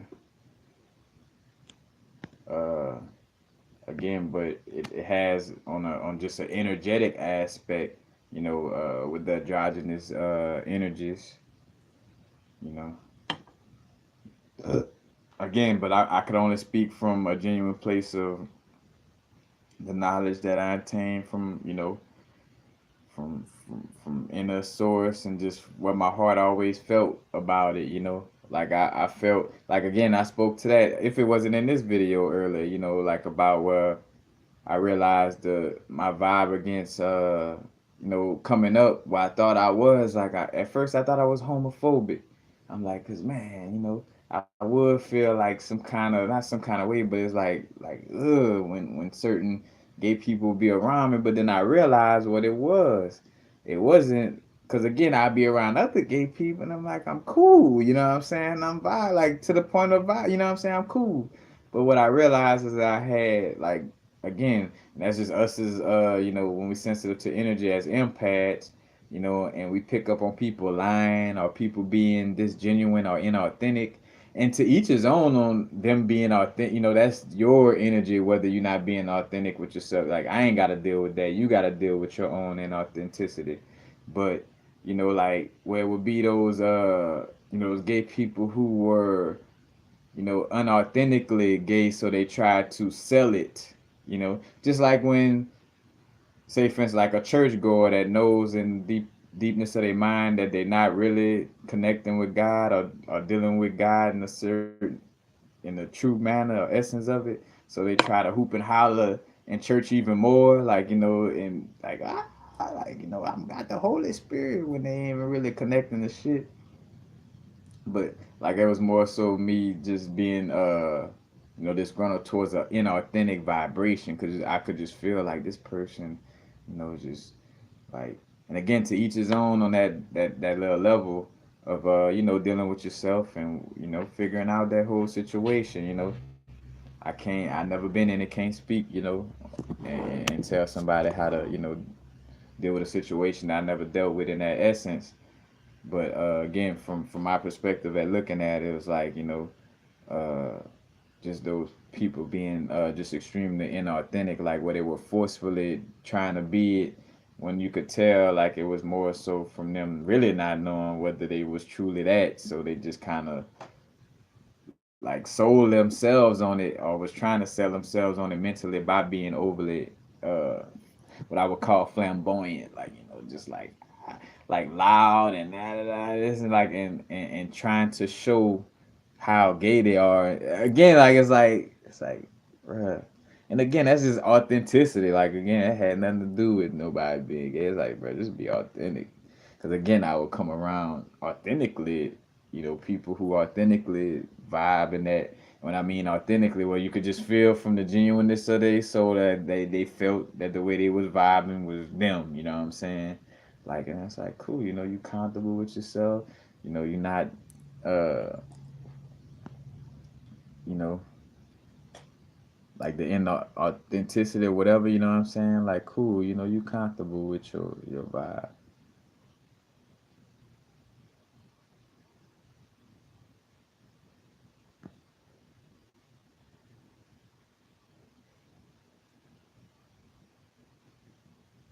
I know that's neither. Again, this is a sexual. That's a good question though. Is it bisexual or gay to be able to appreciate the looks of someone of the same sex?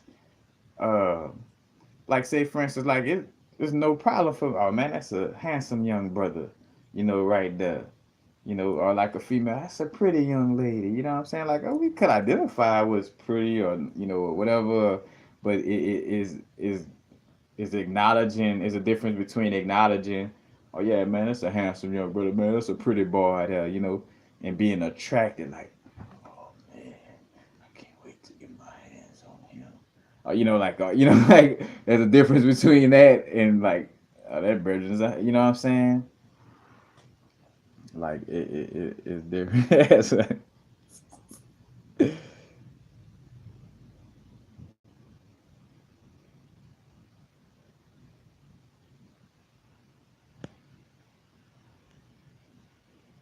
you say, can you go with it?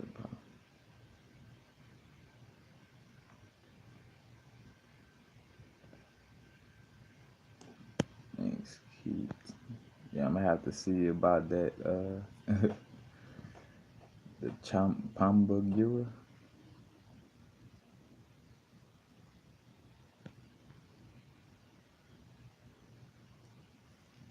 Identities. Overly identifying with things.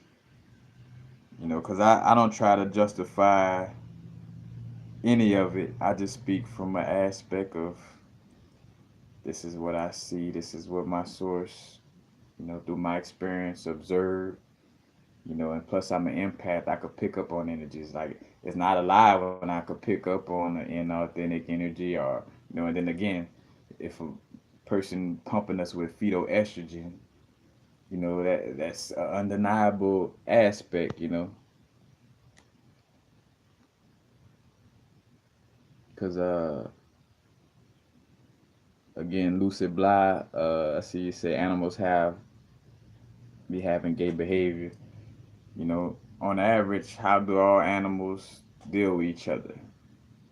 Again, that's and you see that's where it becomes fucked up too, where it's like, it gets to this place of where certain people identifying with something where when a person just speaks on certain true aspects of things, it's like as if I'm attacking, or if like, well, like justifying, like, not saying that's what you're doing, but it's like, you know and I'm not even going there, like, you feel free to that's the whole point of us, being our unique energy and our perspectives.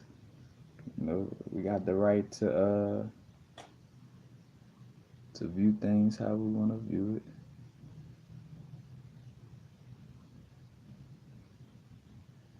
Key two.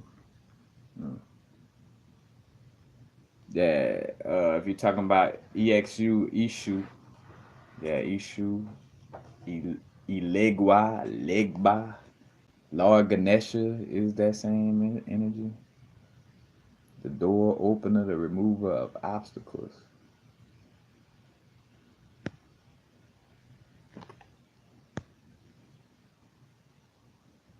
I brought up Pascal Beverly Randolph earlier. I'm still kind of, I'm not deep into knowing every aspect about him, but, I'm definitely aware of Pascal Beverly Randolph.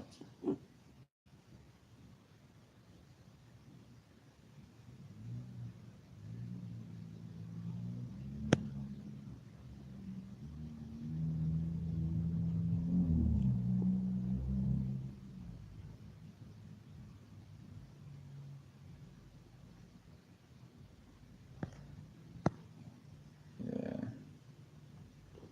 that Pascal Beverly Randolph, started one of the first Rosicrucian orders in America, and was the first,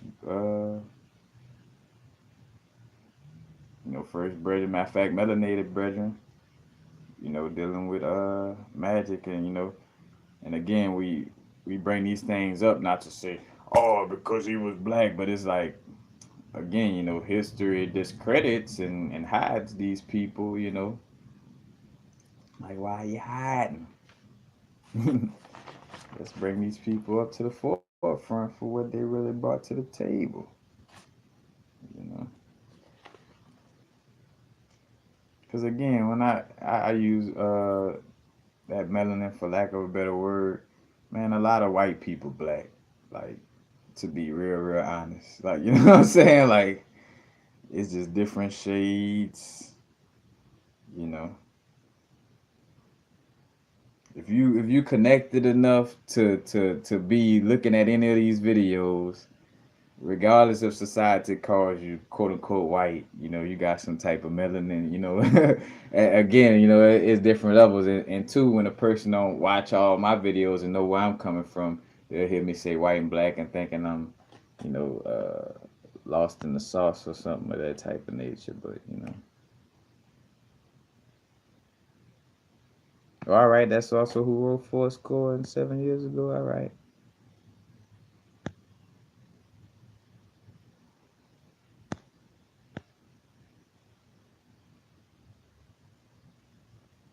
Yep. Lake Charles from Opelousas, yes sir. But y'all, this is basically y'all. I'm about to commence. What's funny, commence and probably go into a live video on Instagram. But y'all already know the deal. You know, hit the like button if you like the content of this video, or when you're watching other videos, don't forget to hit the like button. You know, cause you know, other than donations, you know, YouTube gives the money due to the little numbers and views and likes and all that different stuff. So all that is greatly appreciated. Don't forget to hit the notification button. Make sure you get notified every time I do a live video. Every time I post a video, you'll get a notification. Hit the little bell button, the little reminder button. Like and subscribe again. Any and all donations greatly appreciated. The link and details area of you know, mostly all my videos. If you want to follow me again, because I do live videos on Instagram as well. On Instagram, Universal Frequencies, and also have the link to my Epic Lifestyles page where I sell my jewelry from that page. Epic Lifestyles, my other Instagram page. But much love to all the fam. You know, on the 3D level, domestic and international. You know, but it's all international, it's all whatever, you know. But I'm still in Louisiana for the moment, but I'm actually about to be back in LA very soon. But yes, man, peace, blessings, y'all. Always great vibing with y'all, man. Of course. But that's basically it, y'all. Peace, peace. Happy now. Now, I think that's sex right there. That right, that masculine and that feminine. Right now. Now the vibrate, of course. Not going too far in the future. Not going too far in the past. Right now. Peace, peace.